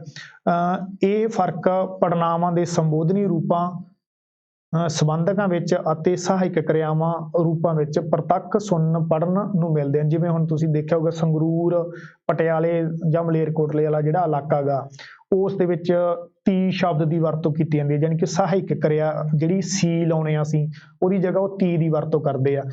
ਜਿਵੇਂ ਸੰਬੰਧਕ ਆ ਗਏ, ਹੁਣ ਇੱਧਰ ਮਾਲਵੇ ਦੇ ਵਿੱਚ ਜਿਹੜੇ ਸੰਬੰਧਕ ਜਾਣੀ ਕਿ ਬਠਿੰਡੇ ਇਲਾਕੇ ਦੇ ਵਿੱਚ, ਤਾਂ ਉਹ ਜਿਵੇਂ ਆਪਾਂ ਕਹਿੰਦੇ ਫਲਾਨੇ ਕਾ, ਵਾਹਿਗੁਰੂ ਜੀ ਕਾ, ਇੱਥੇ ਦਾ ਦੇ ਦੀ ਥਾਂ ਤੇ ਕਾ ਕੇ ਕੀ ਦੀ ਵਰਤੋਂ ਕੀਤੀ ਜਾਂਦੀ ਆ। ਪੜਨਾਮ ਸ਼ਬਦ ਜਿਵੇਂ ਤੁਹਾਨੂੰ, ਤੁਹਾਡਾ, ਤੁਹਾਡਾ, ਤੁਹਾਥੋਂ, ਤੁਹਾਨੂੰ, ਤਾਂ ਇਹ ਥਾਵਾਂ ਦੇ ਉੱਤੇ ਅਲੱਗ-ਅਲੱਗ ਪੜਨਾਵਾਂ ਦੀ ਵਰਤੋਂ ਕੀਤੀ ਜਾਂਦੀ ਹੈ। ਤਾਂ ਇਹੋ ਰੂਪੀ ਉਪਭਾਸ਼ਾ ਜਾਂ ਉਪਬੋਲੀ ਦਾ ਲਿਬਾਸ ਪਾ ਕੇ ਪ੍ਰਚਲਿਤ ਹੁੰਦੇ ਆ। ਅੱਗੇ ਇਸੇ ਆਧਾਰ ਤੇ ਆ ਦੇਖੋ ਭਾਸ਼ਾਵਾਂ ਜਿਹੜੀਆਂ ਹੈਗੀਆਂ ਉਹ ਜਿਵੇਂ ਟਕਸਾਲੀ ਭਾਸ਼ਾ ਬਣ ਜਾਂਦੀ ਆ, ਉਪਭਾਸ਼ਾ ਤੇ ਉਪਬੋਲੀ। ਇਹਦੇ ਵਿੱਚ ਕੀ ਫਰਕ ਹੈਗਾ, ਕਿਸੇ ਭਾਸ਼ਾ ਦੇ ਟਕਸਾਲੀ ਰੂਪ ਨੂੰ ਭਾਸ਼ਾ ਕਿਹਾ ਜਾਂਦਾ। ਅਸਲ 'ਚ ਭਾਸ਼ਾ ਕਿਹਨੂੰ ਕਿਹਾ ਜਾਂਦਾ ਹੁੰਦਾ? ਜਿਹੜਾ ਟਕਸਾਲੀ ਰੂਪ ਹੁੰਦਾ। ਜਿਵੇਂ ਹੁਣ ਅਸੀਂ ਪੰਜਾਬੀ ਆ, ਪੰਜਾਬੀ ਦਾ ਟਕਸਾਲੀ ਰੂਪ ਆ ਜਿਹੜਾ ਉਹ ਮਾਝੀ ਉਪਭਾਸ਼ਾ ਗੀ। ਤਾਂ ਜਿਹੜੀ ਟਕਸਾਲੀ ਭਾਸ਼ਾ ਹੁੰਦੀ ਆ ਇਹ ਸਰਵ ਪ੍ਰਵਾਨਿਤ ਭਾਸ਼ਾ ਹੁੰਦੀ ਹੈ, ਯਾਨੀ ਕਿ ਕਿਸੇ ਵੀ ਸਮਾਜ ਦੀ ਪ੍ਰਵਾਨ ਕੀਤੀ ਹੋਈ ਭਾਸ਼ਾ, ਜਿਹਦੇ ਵਿੱਚ ਉਸ ਸਮਾਜ ਦੇ ਅਖਬਾਰ, ਰਸਾਲੇ, ਟੀਵੀ, ਮੈਗਜ਼ੀਨ ਆਦਿ ਛਪਦੇ ਆ, ਉਸ ਨੂੰ ਅਸੀਂ ਟਕਸਾਲੀ ਭਾਸ਼ਾ ਕਹਿੰਦੇ ਆ। ਜਾਂ ਜਿਹੜੀ ਆਪਾਂ ਕਹਿ ਦਈਏ ਵੀ ਪੂਰੇ ਸਮਾਜ ਦੇ ਨਾਲ ਸੰਚਾਰ ਕਰਨ ਦੇ ਲਈ ਜਿਹੜੀ ਲਿਖਤੀ ਭਾਸ਼ਾ ਦੀ ਵਰਤੋਂ ਕੀਤੀ ਜਾਂਦੀ ਆ ਉਹ ਟਕਸਾਲੀ ਭਾਸ਼ਾ ਹੁੰਦੀ ਆ। ਤਾਂ ਟਕਸਾਲੀ ਭਾਸ਼ਾ ਇੱਕ ਗੈਰ ਭਾਸ਼ਾ ਵਿਗਿਆਨਿਕ ਸੰਕਲਪ ਹੈ। ਇਸ ਸੰਕਲਪ ਦੇ ਅਧੀਨ ਉਸ ਭਾਸ਼ਾਈ ਰੂਪ ਨੂੰ ਰੱਖਿਆ ਜਾਂਦਾ ਜਿਸ ਰੂਪ ਦੀ ਵਰਤੋਂ ਵਿਦਿਅਕ ਅਦਾਰਿਆਂ, ਸਰਕਾਰੀ ਦਫ਼ਤਰਾਂ, ਕੋਰਟ ਕਚਹਿਰੀਆਂ ਅਤੇ ਹੋਰ ਇਸ ਪ੍ਰਕਾਰ ਦੇ ਅਦਾਰਿਆਂ ਵਿੱਚ ਕੀਤੀ ਜਾਂਦੀ ਹੈ, ਜਿਵੇਂ ਕਿ ਅਖਬਾਰ, ਰਸਾਲੇ, ਮੈਗਜ਼ੀਨ ਇਸ ਭਾਸ਼ਾ ਦੇ ਵਿੱਚ ਛਪਦੇ ਆ। ਟਕਸਾਲੀ ਭਾਸ਼ਾ ਉਹ ਭਾਸ਼ਾਈ ਰੂਪ ਹੁੰਦਾ ਹੈ ਜੋ ਕਿਸੇ ਖਾਸ ਖੇਤਰ ਦਾ ਉਪ ਭਾਸ਼ਾਈ ਰੂਪ ਇੱਕੋ ਸਮੇਂ ਵਿਕਸਿਤ ਹੋ ਕੇ ਪ੍ਰਚਲਿਤ ਹੋ ਜਾਵੇ। ਠੀਕ ਹੈ, ਕਿਸੇ ਵੀ ਇਲਾਕੇ ਦੇ ਵਿੱਚ, ਜਿਵੇਂ ਹੁਣ ਆਪਣੇ ਪੰਜਾਬ ਦੇ ਵਿੱਚ ਪੰਜਾਬੀ ਦੀਆਂ ਬਹੁਤ ਸਾਰੀਆਂ ਉਪ ਭਾਸ਼ਾਵਾਂ ਬੋਲੀਆਂ ਜਾਂਦੀਆਂ, ਜਿਵੇਂ ਮਾਝੀ, ਮਾਲਵੀ, ਦੁਆਬੀ, ਪੁਆਧੀ, ਪੋਠੋਹਾਰੀ ਜਿਵੇਂ ਪੁਰਾਣੇ ਪੰਜਾਬ 'ਚ ਰਹਿ ਗਈ। ਤਾਂ ਇਹਦੇ ਵਿੱਚੋਂ ਜਿਹੜਾ ਮੁੱਖ ਰੂਪ ਸਰਵ ਪ੍ਰਵਾਨਿਤ ਹੋ ਗਿਆ, ਠੀਕ ਹੈ, ਵਿਕਸਿਤ ਹੋ ਗਿਆ, ਉਹ ਸੀਗਾ ਮਾਝੀ ਉਪਭਾਸ਼ਾ। ਤਾਂ ਮਾਝੀ ਕੀ ਬਣ ਗਈ ਫਿਰ? ਸਾਡੀ ਟਕਸਾਲੀ ਭਾਸ਼ਾ ਬਣ ਗਈ।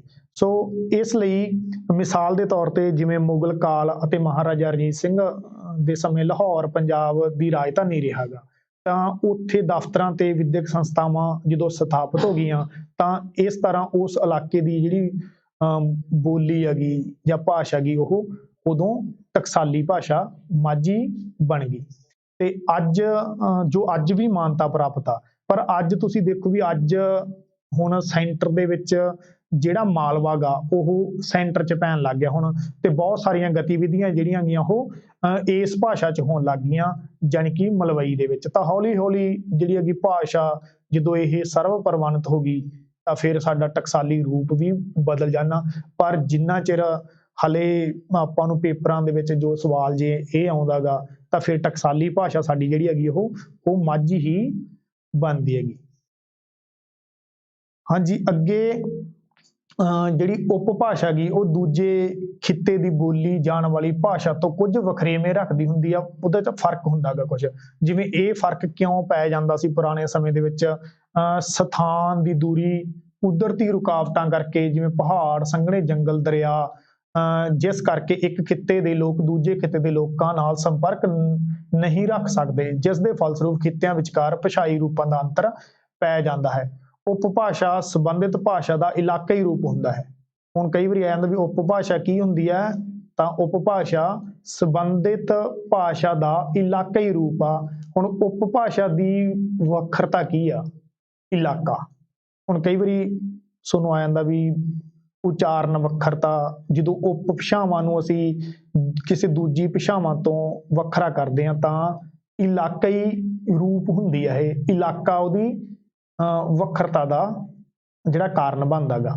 ਉਪਭਾਸ਼ਾ ਵਿੱਚ ਆਪਣੇ ਵਿਲੱਖਣ ਗੁਣ ਵੀ ਹੁੰਦੇ ਹਨ ਅਤੇ ਕੇਂਦਰੀ ਭਾਸ਼ਾ ਵਾਲੀਆਂ ਵਿਸ਼ੇਸ਼ਤਾਵਾਂ ਵੀ ਹੁੰਦੀਆਂ ਹਨ। ਕਈ ਵਾਰੀ ਆਹ ਚੀਜ਼ ਲਿਖੀ ਆ ਜਾਂਦੀ ਹੈ ਸਾਰੀ ਦੀ ਸਾਰੀ ਵੀ ਉਪਭਾਸ਼ਾ ਭਾਸ਼ਾ ਦਾ ਇਲਾਕਾਈ ਰੂਪ ਹੁੰਦਾ ਹੈ, ਪਰ ਉਪਭਾਸ਼ਾ ਵਿੱਚ ਆਪਣੇ ਵਿਲੱਖਣ ਗੁਣ ਵੀ ਹੁੰਦੇ ਹਨ ਤੇ ਕੇਂਦਰੀ ਭਾਸ਼ਾ ਵਾਲੀਆਂ ਵਿਸ਼ੇਸ਼ਤਾਵਾਂ ਵੀ ਹੁੰਦੀਆਂ ਹਨ। ਤਾਂ ਫਿਰ ਇਹ ਚੀਜ਼ ਸਹੀ ਹੈਗੀ। ਉਪਭਾਸ਼ਾ, ਹੁਣ ਆਹ ਚੀਜ਼ ਮੈਂ ਤੁਹਾਨੂੰ ਕਿਉਂ ਲਿਖ ਕੇ ਦਿਖਾ ਰਿਹਾ ਗਾ, ਕਿਉਂਕਿ ਕਈ ਵਾਰੀ ਨਾ ਕੋਟੇਸ਼ਨਾਂ ਲਿਖੀਆਂ ਹੀ ਆ ਜਾਂਦੀਆਂ ਹੁੰਦੀਆਂ ਸਿੱਧੀਆਂ ਵੀ ਹੇਠ ਲਿਖਿਆਂ ਵਿੱਚੋਂ ਕਿਹੜਾ ਦਰੁਸਤ ਹੈ ਜਾਂ ਸਹੀ ਕਿਹੜਾ ਹੈ। ਤਾਂ ਉਹਦੇ ਲਈ ਫਿਰ ਆਹ ਚੀਜ਼ਾਂ ਪੜ੍ਹਨੀਆਂ ਜ਼ਿਆਦਾ ਜ਼ਰੂਰੀ ਹੋ ਜਾਂਦੀਆਂ ਗੀਆਂ। ਉਪਭਾਸ਼ਾ ਤੇ ਭਾਸ਼ਾ ਦਾ ਅੰਤਰ ਸ਼ਬਦਾਵਲੀ, ਵਾਕ ਬਣਤਰ, ਧੁਨੀ ਪ੍ਰਬੰਧ ਅਤੇ ਉਚਾਰਨ ਦੇ ਪੱਧਰ ਤੱਕ ਫੈਲਿਆ ਹੁੰਦਾ। ਦੇਖੋ ਕੀ ਚੀਜ਼ ਆ? ਸ਼ਬਦਾਵਲੀ, ਵਾਕ ਬਣਤਰ ਤੇ ਧੁਨੀ ਪ੍ਰਬੰਧ। ਹੁਣ ਸ਼ਬਦਾਵਲੀ ਕੀ ਹੈ? ਸ਼ਬਦ ਵੱਖਰੇ ਹੋਣਗੇ ਉਹਨਾਂ ਦੇ, ਵਾਕ ਦੀ ਸੈਂਸ ਵੱਖਰੀ ਹੋਊਗੀ, ਵੱਖਰੀ ਤਰ੍ਹਾਂ ਦਾ ਵਾਕ ਲਿਖਿਆ ਜਾਊਗਾ, ਤੇ ਧੁਨੀ ਪ੍ਰਬੰਧ ਵੱਖਰਾ ਹੋਊਗਾ, ਜਾਣੀ ਕਿ ਉਚਾਰਨ ਜਿਹੜਾ ਗਾ ਉਹ ਤਾਂ ਵੱਖਰਾ ਹੋਊਗਾ ਹੀ ਹੋਊਗਾ, ਤੇ ਉਹਨਾਂ ਦਾ ਧੁਨੀਆਂ ਦਾ ਸਿਸਟਮ ਵੀ ਵੱਖਰਾ ਹੋਊਗਾ। ਜਿਵੇਂ ਹੁਣ ਮੈਂ ਤੁਹਾਨੂੰ ਦੱਸਿਆ ਵੀ ਸੰਗਰੂਰ ਜਾਂ ਮਲੇਰਕੋਟਲੇ ਦੇ ਜਿਹੜਾ ਗਾ ਵਾਲੀ ਸਾਈਡ ਆ ਗਈ, ਤਾਂ ਉੱਥੇ ਤੀ ਬੋਲਿਆ ਜਾਂਦਾ, ਪਟਿਆਲੇ ਦੇ ਕੁਝ ਹਿੱਸੇ ਵਿੱਚ ਤੀ ਬੋਲਿਆ ਜਾਂਦਾ, ਤੇ ਇੱਥੇ ਧੁਨੀਆਂ ਦੀ ਵੱਖਰਤਾ ਗੀ। ਫਿਰ ਇਸ ਕਰਕੇ ਜਿਹੜੇ ਹੈਗੇ ਇੱਥੋਂ ਤੱਕ ਇਹ ਪੱਧਰ ਤੱਕ ਫੈਲਿਆ ਹੁੰਦਾ, ਸ਼ਬਦਾਵਲੀ ਦੇ, ਵਾਕ ਬਣਤਰ ਦੇ, ਧੁਨੀ ਪ੍ਰਬੰਧ ਅਤੇ ਉਚਾਰਨ ਦੇ ਪੱਧਰ ਤੱਕ। ਉਪਭਾਸ਼ਾ ਵਿਚਕਾਰ ਵੱਡੀ ਸਾਂਝ ਇਹ ਹੁੰਦੀ ਹੈ, ਭਾਸ਼ਾ ਤੇ ਉਪਭਾਸ਼ਾ ਦੇ ਵਿਚਕਾਰ ਵੱਡੀ ਸਾਂਝ ਕੀ ਹੁੰਦੀ ਹੈਗੀ, ਦੋਵੇਂ ਇੱਕੋ ਹੀ ਲਿਪੀ ਚਿੰਨ੍ਹਾਂ ਦੁਆਰਾ ਲਿਖੀਆਂ ਜਾਂਦੀਆਂ ਗੀਆਂ। ਹੁਣ ਕੀ ਸਾਂਝ ਹੁੰਦੀ ਹੈ, ਇਹ ਪ੍ਰਸ਼ਨ ਆ ਸਕਦਾ। ਭਾਸ਼ਾ ਤੇ ਉਪਭਾਸ਼ਾ ਦੇ ਵਿਚਕਾਰ ਵੀ ਦੋਨੇ ਇੱਕੋ ਹੀ ਲਿਪੀ ਚਿੰਨ੍ਹਾਂ ਵਿੱਚ ਲਿਖੀਆਂ ਜਾਂਦੀਆਂ। ਉਂਝ ਭਾਸ਼ਾ ਦਾ ਜਦੋਂ ਮਹੱਤਵ ਤੇ ਫੈਲਾਅ ਵੱਧ ਜਾਂਦਾ ਹੈ ਤਾਂ ਉਹ ਵੀ ਭਾਸ਼ਾ ਦਾ ਰੂਪ ਧਾਰਨ ਕਰ ਲੈਂਦੀ। ਜਦੋਂ ਉਪਭਾਸ਼ਾ ਦਾ, ਇੱਥੇ ਉਂਝ ਦੀ ਜਗ੍ਹਾ ਦੇ ਉੱਤੇ ਜਦੋਂ ਉਪਭਾਸ਼ਾ ਦਾ ਮਹੱਤਵ ਤੇ ਫੈਲਾਅ ਵੱਧ ਜਾਂਦਾ, ਜਾਣੀ ਕਿ ਜਦੋਂ ਉਪਭਾਸ਼ਾ ਨੂੰ ਜ਼ਿਆਦਾ ਲੋਕ ਪਸੰਦ ਕਰਨ ਲੱਗ ਜਾਂਦੇ ਆ, ਜ਼ਿਆਦਾ ਲੋਕ ਬੋਲਣ ਲੱਗ ਜਾਂਦੇ ਆ, ਤਾਂ ਫਿਰ ਉਹ ਵੀ ਕੀ ਬਣ ਜਾਂਦੀ ਹੈ, ਇੱਕ ਭਾਸ਼ਾ ਦਾ ਰੂਪ ਹੀ ਧਾਰਨ ਕਰ ਲੈਂਦੀ ਹੈ। ਠੀਕ ਹੈ। ਕਿਸੇ ਉਪਭਾਸ਼ਾ ਦੀਆਂ ਵੱਖ-ਵੱਖ ਖੇਤਰਾਂ ਦੀ ਬੋਲੀ ਵਿੱਚ ਵੀ ਕੁਝ ਫਰਕ ਪੈ ਜਾਂਦਾ ਹੈ। ਇਹ ਫਰਕ ਜਾਤੀਆਂ ਦੇ ਆਧਾਰ ਤੇ, ਫਿਰਕਿਆਂ ਦੇ ਆਧਾਰ ਤੇ, ਖੇਤਰ ਦੇ ਆਧਾਰ ਤੇ ਹੁੰਦਾ ਹੈ। ਇਹ ਇਲਾਕਾਈ ਫਰਕ ਵਾਲੇ ਰੂਪ ਨੂੰ ਉਪ ਬੋਲੀਆਂ ਕਿਹਾ ਜਾਂਦਾ ਹੈ। ਇਹ ਫਰਕ ਲਿਖਤ ਰੂਪ ਵਿੱਚ ਨਹੀਂ ਵਿਚਰਦਾ, ਜਾਣੀ ਕਿ ਬੋਲਚਾਲ ਦੇ ਪੱਧਰ ਤੇ ਤਾਂ ਇਹ ਫਰਕ ਮੌਜੂਦ ਰਹਿੰਦਾ, ਪਰ ਜਦੋਂ ਅਸੀਂ ਲਿਖਤ ਦੇ ਪੱਧਰ ਤੇ ਲਿਖਾਂਗੇ ਤਾਂ ਫਿਰ ਅਸੀਂ ਕਿਹੜੀ ਭਾਸ਼ਾ 'ਚ ਲਿਖਾਂਗੇ, ਟਕਸਾਲੀ ਦੇ ਵਿੱਚ। ਤਾਂ ਟਕਸਾਲੀ ਭਾਸ਼ਾ ਸਾਰਿਆਂ ਦੀ ਇੱਕੋ ਹੀ ਹੋਣੀ ਚਾਹੀਦੀ ਹੈ ਜਾਂ ਇੱਕੋ ਹੀ ਹੁੰਦੀ ਆ। ਜਿਵੇਂ ਹੁਣ ਸਾਡੇ ਬਹੁਤ ਸਾਰੇ ਨਾਵਲਕਾਰ, ਕਹਾਣੀਕਾਰ, ਤੁਸੀਂ ਦੇਖਿਆ ਹੋਊਗਾ ਕਿ ਉਹ ਕੀ ਕਰਨ ਲੱਗ ਗਏ, ਉਹ ਜਿਹਨੂੰ ਅਸੀਂ ਆਂਚਲਿਕਤਾ ਕਹਿੰਦੇ ਆਂਗੇ, ਆਂਚਲਿਕ ਨਾਵਲਕਾਰ ਆ, ਜਿਵੇਂ ਗੁਰਦਿਆਲ ਸਿੰਘ ਨੂੰ ਮੰਨਿਆ ਜਾਂਦਾ, ਇਹ ਆਂਚਲਿਕ ਨਾਵਲਕਾਰ ਆ, ਜਾਂ ਆਂਚਲਿਕਤਾ ਕਿਹਨਾਂ ਦੇ ਕਹਾਣੀਆਂ ਦੇ ਵਿੱਚੋਂ ਜਾਂ ਨਾਵਲਾਂ ਦੇ ਵਿੱਚੋਂ ਝਲਕਦੀ ਆ। ਤਾਂ ਇਹ ਆਂਚਲਿਕਤਾ ਕੀ ਹੈ, ਜਦੋਂ ਜਿਹੜਾ ਬੰਦਾ ਕਿਸੇ ਆਪਦੀ ਉਪਭਾਸ਼ਾ 'ਚ ਲਿਖਣ ਲੱਗ ਜਾਂਦਾ ਗਾ, ਠੀਕ ਹੈ, ਉਹਦੇ ਕੁਝ ਸ਼ਬਦ ਅਜਿਹੇ ਹੋਣ ਜਿਹੜੇ ਦੂਜੀਆਂ ਆਪਾਂ ਕਹਦੇ ਉਪਭਾਸ਼ਾਵਾਂ ਦੇ ਬੰਦਿਆਂ ਨੂੰ ਔਖੇ ਸਮਝ ਆਉਂਦੇ ਹੈਗੇ, ਤਾਂ ਉਹ ਉਹਨੂੰ ਕੀ ਕਹਿੰਦੇ ਵੀ ਉਹ ਆਂਚਲਿਕਤਾ ਦਾ ਨਾਵਲਕਾਰ ਆ। ਯਾਨੀ ਕਿ ਉਹ ਆਪਦੀ ਕਿਹੜੀ ਭਾਸ਼ਾ 'ਚ ਲਿਖਦਾ, ਉਹ ਟਕਸਾਲੀ ਭਾਸ਼ਾ ਨੂੰ ਛੱਡ ਕੇ ਉਪਭਾਸ਼ਾ 'ਚ ਲਿਖਣ ਲੱਗ ਜਾਂਦਾ ਗਾ।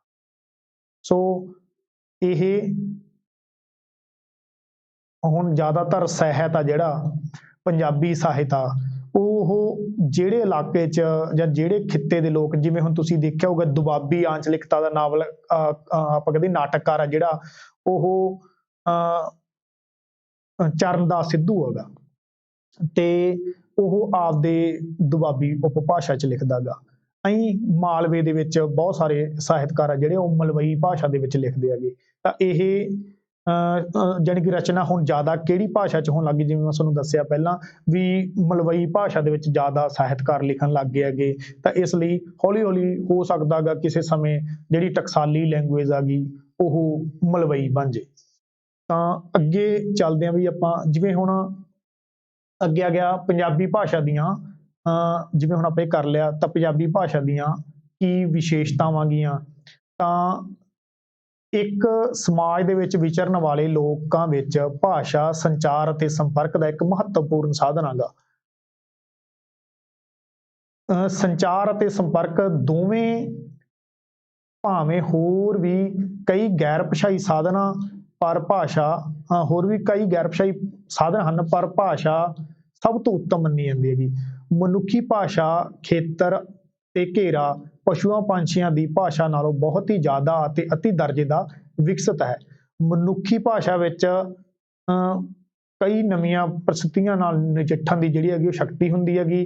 ਹਰ ਵਾਰ ਵਿਅਕਤੀ ਉਹਨਾਂ ਹੀ ਸ਼ਬਦਾਂ ਵਾਕਾਂ ਨੂੰ ਨਵੀਂ ਯੁਕਤ ਨਾਲ ਉਚਾਰਦਾ ਹੈ, ਜਾਣੀ ਕਿ ਪਹਿਲਾਂ ਜਿਹੜੀਆਂ ਸਿੱਖੀਆਂ ਹੋਈਆਂ ਗੱਲਾਂ ਗੀਆਂ ਉਹਨਾਂ ਨੂੰ ਨਵੇਂ ਤਰੀਕੇ ਨਾਲ ਪੇਸ਼ ਕਰਦਾ ਗਾ। ਇਹੀ ਮਨੁੱਖੀ ਭਾਸ਼ਾ ਦੀ ਵਿਸ਼ੇਸ਼ਤਾ ਗੀ, ਉਹਦੇ ਸਿੱਖਣ ਦੀ ਸਮਰੱਥਾ ਜਿਹੜੀ ਹੈਗੀ। ਮਨੁੱਖ ਕੋਲ ਜਿਹੜੀ ਭਾਸ਼ਾ ਗੀ ਉਹ ਸਮਾਜ ਦੀ ਦਾਤ ਆ ਗਈ, ਠੀਕ ਹੈ, ਗ੍ਰਹਿਣ ਕਰਦਾ ਸਮਾਜ ਤੋਂ, ਪਰ ਜਿਹੜੀ ਉਹਦੇ ਵਿੱਚ ਸਿੱਖਣ ਦੀ ਸਮਰੱਥਾ ਗੀ ਉਹ ਜਮਾਂਦਰੂ ਹੁੰਦੀ ਆ। ਹੁਣ ਇੱਥੇ ਇਹ ਚੀਜ਼ ਨੂੰ ਸਮਝਣਾ ਬਹੁਤ ਜ਼ਰੂਰੀ ਆ। ਕਈ ਵਾਰੀ ਨਾ ਪੇਪਰ ਦੇ ਵਿੱਚ ਸਵਾਲ ਆ ਜਾਂਦਾ ਹੁੰਦਾ ਕਿ ਭਾਸ਼ਾ ਜਮਾਂਦਰੂ ਆ ਕਿ ਗੈਰ ਜਮਾਂਦਰੂ ਆ। ਭਾਸ਼ਾ ਗੈਰ ਜਮਾਂਦਰੂ ਆ। ਭਾਸ਼ਾ ਸਿੱਖਣ ਦੀ ਸਮਰੱਥਾ ਜਮਾਂਦਰੂ ਹੁੰਦੀ ਆ। ਜਾਣੀ ਕਿ ਅਸੀਂ ਭਾਸ਼ਾ ਜਿਹੜੀ ਗ੍ਰਹਿਣ ਕਿਹਦੇ ਤੋਂ ਕਰਦੇ ਹਾਂ? ਸਮਾਜ ਤੋਂ ਗ੍ਰਹਿਣ ਕਰਦੇ ਹਾਂ। ਸਮਾਜੀ ਹੁੰਦਾ ਗਾ ਇਹ ਵਰਤਾਰਾ। ਪਰ ਸਾਡੇ ਵਿੱਚ ਭਾਸ਼ਾ ਨੂੰ ਸਿੱਖਣ ਦੀ ਜਿਹੜੀ ਯੋਗਤਾ ਗੀ ਉਹ ਜਮਾਂਦਰੂ ਆ, ਕੁਦਰਤੀ ਆ। ਜਿਵੇਂ ਕਿ ਤੋਤੇ ਦੇ ਵਿੱਚ ਵੀ ਜਮਾਂਦਰੂ ਉਹ ਸਿੱਖ ਜਾਂਦਾ, ਮਨੁੱਖ ਦੀ ਭਾਸ਼ਾ ਬੋਲਣੀ ਸਿੱਖ ਜਾਂਦਾ ਗਾ। ਪਰ ਕੁੱਤੇ ਨੂੰ ਤੁਸੀਂ ਦੇਖ ਲਓ, ਮਨੁੱਖ ਦੇ ਨਾਲ ਰਹਿੰਦਿਆਂ ਹੋਇਆਂ ਕਈ ਸਦੀਆਂ ਬੀਤ ਗਈਆਂ, ਪਰ ਉਹ ਮਨੁੱਖ ਦੀ ਭਾਸ਼ਾ ਨਹੀਂ ਸਿੱਖ ਸਕਿਆ। ਸਮਝਣ ਜ਼ਰੂਰ ਲੱਗ ਗਿਆ, ਬੋਲ ਨਹੀਂ ਸਕਿਆ ਹਾਲੇ ਤੱਕ ਉਹ। ਤਾਂ ਹੁਣ ਕੁੱਤੇ ਦੇ ਵਿੱਚ ਭਾਸ਼ਾ ਬੋਲਣ ਦੀ ਜਿਹੜੀ ਸਮਰੱਥਾ ਗੀ ਉਹ ਕੀ ਹੈਗੀ? ਗੈਰ ਜਮਾਂਦਰੂ ਹੈਗੀ। ਤੇ ਇਸੇ ਲਈ ਜਿਹੜੀ ਹੈਗੀ ਉਹ ਭਾਸ਼ਾ ਗੀ ਉਹ ਮਨੁੱਖ ਦੇ ਕੋਲ ਜਿਹੜੀ ਹੈਗੀ ਉਹ ਗ੍ਰਹਿਣ ਕਰਨ ਦੀ ਜਿਹੜੀ ਸਮਰੱਥਾ ਗੀ ਉਹ ਸਮਾਜ ਤੋਂ ਗ੍ਰਹਿਣ ਕਰਦਾ ਗਾ, ਤੇ ਜਿਹੜੀ ਸਿੱਖਣ ਦੀ ਸਮਰੱਥਾ ਉਹ ਜਮਾਂਦਰੂ ਹੁੰਦੀ ਹੈਗੀ। ਤੇ ਅਤੇ ਉਹ ਜਿਹੜਾ ਅੰਤਰ ਵਟਾਂਦਰਾ ਕਰਦਾ ਉਹ ਸਮਾਜੀ ਹੁੰਦਾ ਗਾ। ਜਾਣੀ ਕਿ ਇੱਕ ਦੂਜੇ ਦੇ ਨਾਲ ਵਰਤ ਵਰਤਾ ਕਰਕੇ, ਇੱਕ ਤੋਂ ਕਿਸੇ ਤੋਂ ਕੋਈ ਸ਼ਬਦ ਗ੍ਰਹਿਣ ਕਰ ਲਏ, ਕਿਸੇ ਨੂੰ ਕੁਛ ਸ਼ਬਦ ਦੇ ਤੇ, ਤਾਂ ਇਸ ਤਰ੍ਹਾਂ ਇਹ ਅੰਤਰ ਵਟਾਂਦਰਾ ਹੁੰਦਾ ਰਹਿੰਦਾ। ਜਿਸ ਸਮਾਜ ਵਿੱਚ ਉਹ ਪਲਦਾ ਖੇਡਦਾ ਵੱਡਾ ਹੁੰਦਾ ਗਾ, ਉਸ ਦੇ ਨਾਲ ਉਹ ਕੀ ਕਰਦਾ? ਆਪਦਾ ਅੰਤਰ ਵਟਾਂਦਰਾ ਕਰਦਾ। ਤਾਂ ਆਹ ਸਵਾਲ ਇਸ ਵਾਰ ਜਿਹੜਾ ਗਾ ਅਸਿਸਟੈਂਟ ਪ੍ਰੋਫੈਸਰ ਦਾ ਪੇਪਰ ਹੋਇਆ ਸੀਗਾ, ਉਸ ਦੇ ਵਿੱਚ ਆਇਆ ਸੀਗਾ ਵੀ CF ਹੌਕਿਟਸ ਦੇ ਅਨੁਸਾਰ ਮਨੁੱਖੀ ਭਾਸ਼ਾ ਸਿਸਟਮ ਦੀਆਂ ਕਿੰਨੀਆਂ ਵਿਸ਼ੇਸ਼ਤਾਵਾਂ? ਤਾਂ ਉਹਦੀਆਂ 7 ਵਿਸ਼ੇਸ਼ਤਾਵਾਂ ਗੀਆਂ। ਠੀਕ ਹੈ, ਤਾਂ ਇਹ ਜਿਹੜੀਆਂ 7 ਵਿਸ਼ੇਸ਼ਤਾਵਾਂ ਸਿਰਫ ਮੈਂ ਤੁਹਾਨੂੰ ਇਹੀ ਦੱਸੂਗਾ, ਤੇ ਤੋਂ ਬਾਅਦ ਆਪਾਂ ਇਹ ਟੌਪਿਕ ਅੱਗੇ ਕਰਾਂਗੇ ਤੇ ਕੱਲ ਨੂੰ ਕਰਾਂਗੇ। ਜਾਣੀ ਕਿ ਪਹਿਲੀ ਭਾਸ਼ਾ ਦੀ ਵਿਸ਼ੇਸ਼ਤਾ ਕੀ ਹੈਗੀ? ਦੋਪੱਖਤਾ, ਭਾਸ਼ਾਈ ਦੋਪੱਖਤਾ, ਜਾਣੀ ਕਿ ਸੰਚਾਰ ਦੀ ਦ੍ਰਿਸ਼ਟੀ ਤੋਂ ਸੁਣਨਾ ਤੇ ਗ੍ਰਹਿਣ ਕਰਨਾ। ਫਿਰ ਹੈਗੀ ਆ ਉਤਪਾਦਨਤਾ। ਇਹਦੇ ਵਿੱਚ ਕਹਿੰਦਾ ਵਿਸ਼ਾਲ ਸ਼ਬਦ ਭੰਡਾਰਾਂ ਵਿੱਚ ਲੋੜ ਅਨੁਸਾਰ ਵਾਧਾ ਕਰਨ ਦੀ ਸਮਰੱਥਾ। ਜਿਵੇਂ ਤੱਤ ਸਮ ਸ਼ਬਦ ਆ, ਤੱਤ ਭਵ ਸ਼ਬਦ ਆ ਗਏ। ਤੱਤ ਸਮ ਹੁੰਦੇ ਕਿਸੇ ਦੂਸਰੀ ਭਾਸ਼ਾ ਤੋਂ ਗ੍ਰਹਿਣ ਕੀਤੇ ਗਏ ਜਿਉਂ ਦੇ ਤਿਉਂ ਸ਼ਬਦ, ਯਾਨੀ ਕਿ ਕਿਸੇ ਦੂਸਰੀ ਭਾਸ਼ਾ ਦਾ ਜਿਉਂ ਦਾ ਤਿਉਂ ਉਚਾਰਨ ਆ, ਜਿਹੜਾ ਉਚਾਰਨ ਢੰਗ ਆ ਉਸ ਨੂੰ ਗ੍ਰਹਿਣ ਕਰ ਲੈਣਾ। ਜਿਵੇਂ ਹੁਣ ਅਸੀਂ ਬਰਗਰ ਸ਼ਬਦ ਹੈਗਾ, ਬਰਗਰ ਨੂੰ ਅਸੀਂ ਲਿਖਣਾ ਗੁਰਮੁਖੀ ਦੇ ਵਿੱਚ ਲੱਗ ਗਏ ਆ, ਪਰ ਅੰਗਰੇਜ਼ੀ ਦੇ ਵਿੱਚ ਵੀ ਬਰਗਰ ਕਹਿੰਦੇ ਆ, ਤਾਂ ਪੰਜਾਬੀ ਦੇ ਵਿੱਚ ਵੀ ਬਰਗਰ ਕਹਿੰਦੇ ਆ। ਤਾਂ ਇਹ ਤੱਤ ਸਮਰੂਪ ਹੈਗਾ। ਤਤ ਭਾਵ ਹੁੰਦਾ ਗਾ ਜਦੋਂ ਅਸੀਂ ਕਿਸੇ ਦੂਸਰੀ ਭਾਸ਼ਾ ਦੇ ਸ਼ਬਦਾਂ ਦੇ ਉਚਾਰਨ ਨੂੰ ਆਪਣੇ ਅਨੁਸਾਰ ਢਾਲ ਲੈਂਦੇ ਆ। ਜਿਵੇਂ ਕਿ ਆਪਾਂ ਕਹਿ ਦਈਏ, ਜਿਵੇਂ ਹੌਸਪੀਟਲ ਸ਼ਬਦ ਆ, ਉਹਨੂੰ ਅਸੀਂ ਕੀ ਬਣਾ ਲਿਆ? ਹਸਪਤਾਲ। ਤਾਂ ਇਹ ਅਸੀਂ ਆਪਦੇ ਅਨੁਸਾਰ ਇਹਨੂੰ ਢਾਲ ਲਿਆ, ਤਾਂ ਇਹ ਤਤ ਭਵੀਕਰਨ ਕਰ ਲਿਆ ਸੀ ਇਸ ਸ਼ਬਦ ਦਾ। ਠੀਕ ਹੈ, ਅੱਗੇ ਹੈਗਾ ਆਪ ਹੁਦਰਾਪਨ, ਸੁਤੰਤਰ ਹੋਣ ਦੀ ਸ਼ਕਤੀ। ਯਾਨੀ ਕਿ ਭਾਸ਼ਾ ਦੇ ਵਿੱਚ ਆਪ ਹੁਦਰਾਪਨ ਹੁੰਦਾ ਗਾ ਕਿ ਹਰ ਥਾਂ ਦੇ ਉੱਤੇ ਭਾਸ਼ਾ ਜਿਹੜੀ ਹੈਗੀ ਉਹ ਵੱਖੋ ਵੱਖਰੀ ਹੁੰਦੀ। ਅੰਤਰ ਵਟਾਂਦਰਾ ਵੀ ਦੂਜੀਆਂ ਭਾਸ਼ਾਵਾਂ ਦੇ ਨਾਲ ਤਾਲਮੇਲ ਦੀ ਸਮਰੱਥਾ ਹੁੰਦੀ ਆ, ਅਸੀਂ ਉਹਨਾਂ ਦੇ ਨਾਲ ਸ਼ਬਦਾਂ ਦਾ ਅੰਤਰ ਵਟਾਂਦਰਾ ਕਰ ਲੈਂਦੇ। ਐਂ ਵਿਸ਼ੇਸ਼ੀਕਰਨ, ਜਿਵੇਂ ਵਾਕ ਬਣਤਰ ਆ, ਸ਼ਬਦ ਆ ਗਏ, ਧੁਨੀਆਂ, ਸਹਾਇਕ ਕਿਰਿਆਵਾਂ ਦੇ ਪੱਧਰ ਤੇ ਇਹਦੀਆਂ ਆਪਦੀਆਂ ਵਿਸ਼ੇਸ਼ਤਾਵਾਂ ਹੁੰਦੀਆਂ ਗੀਆਂ। ਉਸ ਤੋਂ ਅੱਗੇ ਵਿਸਥਾਪਨ, ਕਿ ਭਾਸ਼ਾ ਜਿਹੜੀ ਹੈਗੀ ਉਹ ਇਹ ਨਹੀਂ ਵੀ ਜੇ ਅਸੀਂ ਆਪਦੇ ਇਲਾਕੇ 'ਚ ਹੀ ਰਹਿੰਦੇ ਹਾਂ ਤਾਂ ਹੀ ਅਸੀਂ ਬੋਲ ਸਕਦੇ ਹਾਂਗੇ, ਕਿ ਅਸੀਂ ਦੂਰ ਜਾ ਕੇ ਜਿਹੜਾ ਹੈਗਾ ਉਹ ਭਾਸ਼ਾ ਭੁੱਲ ਜਾਵਾਂਗੇ। ਤਾਂ ਭਾਸ਼ਾ ਦੇ ਵਿੱਚ ਫੈਲਣ ਦੀ ਸਮਰੱਥਾ, ਗਤੀਸ਼ੀਲਤਾ ਤੇ ਵਿਸਥਾਰ ਦੀ ਸਮਰੱਥਾ ਹੁੰਦੀ ਆ। ਅੱਗੇ ਹੈਗਾ ਭਾਸ਼ਾ ਸੱਭਿਆਚਾਰਕ ਰੂਪਾਂਤਰਨ, ਜਾਣੀ ਕਿ ਭਾਸ਼ਾ ਸਾਡੇ ਸੱਭਿਆਚਾਰ ਦੀ ਪੇਸ਼ਕਾਰੀ ਕਰਦੀ ਹੈ। ਦੂਜੀਆਂ ਭਾਸ਼ਾਵਾਂ ਦੇ ਸਾਹਿਤ ਨੂੰ ਅਨੁਵਾਦ ਕਰਨ ਦੀ ਸਮਰੱਥਾ ਹੁੰਦੀ ਹੈ ਭਾਸ਼ਾ ਦੇ ਵਿੱਚ। ਤਾਂ ਭਾਸ਼ਾ ਦੀਆਂ ਇਹ ਜਿਹੜੀਆਂ ਹੈਗੀਆਂ ਉਹ 7 ਵਿਸ਼ੇਸ਼ਤਾਵਾਂ ਗੀਆਂ। ਸੋ ਅੱਜ ਅਸੀਂ ਸਿਰਫ ਇੰਨੇ ਕਰਾਂਗੇ ਕਿ ਭਾਸ਼ਾ ਦੀ ਪਰਿਭਾਸ਼ਾ, ਭਾਸ਼ਾ ਕੀ ਹੈ, ਭਾਸ਼ਾ ਦੀ ਪਰਿਭਾਸ਼ਾ ਕੀ ਆ, ਭਾਸ਼ਾ ਦਾ ਕਾਰਜ ਕੀ ਆ, ਭਾਸ਼ਾ ਦੀ ਮਹੱਤਤਾ ਕੀ ਹੈਗੀ, ਤੇ ਭਾਸ਼ਾ ਦੀਆਂ ਕੀ ਵਿਸ਼ੇਸ਼ਤਾਵਾਂ। ਤੇ ਕੱਲ ਨੂੰ ਆਪਾਂ ਜਿਹੜਾ ਹੈਗਾ ਉਹ ਭਾਸ਼ਾ ਦੀ ਪ੍ਰਕਿਰਤੀ ਬਾਰੇ ਪੜਾਂਗੇ। ਧੰਨਵਾਦ।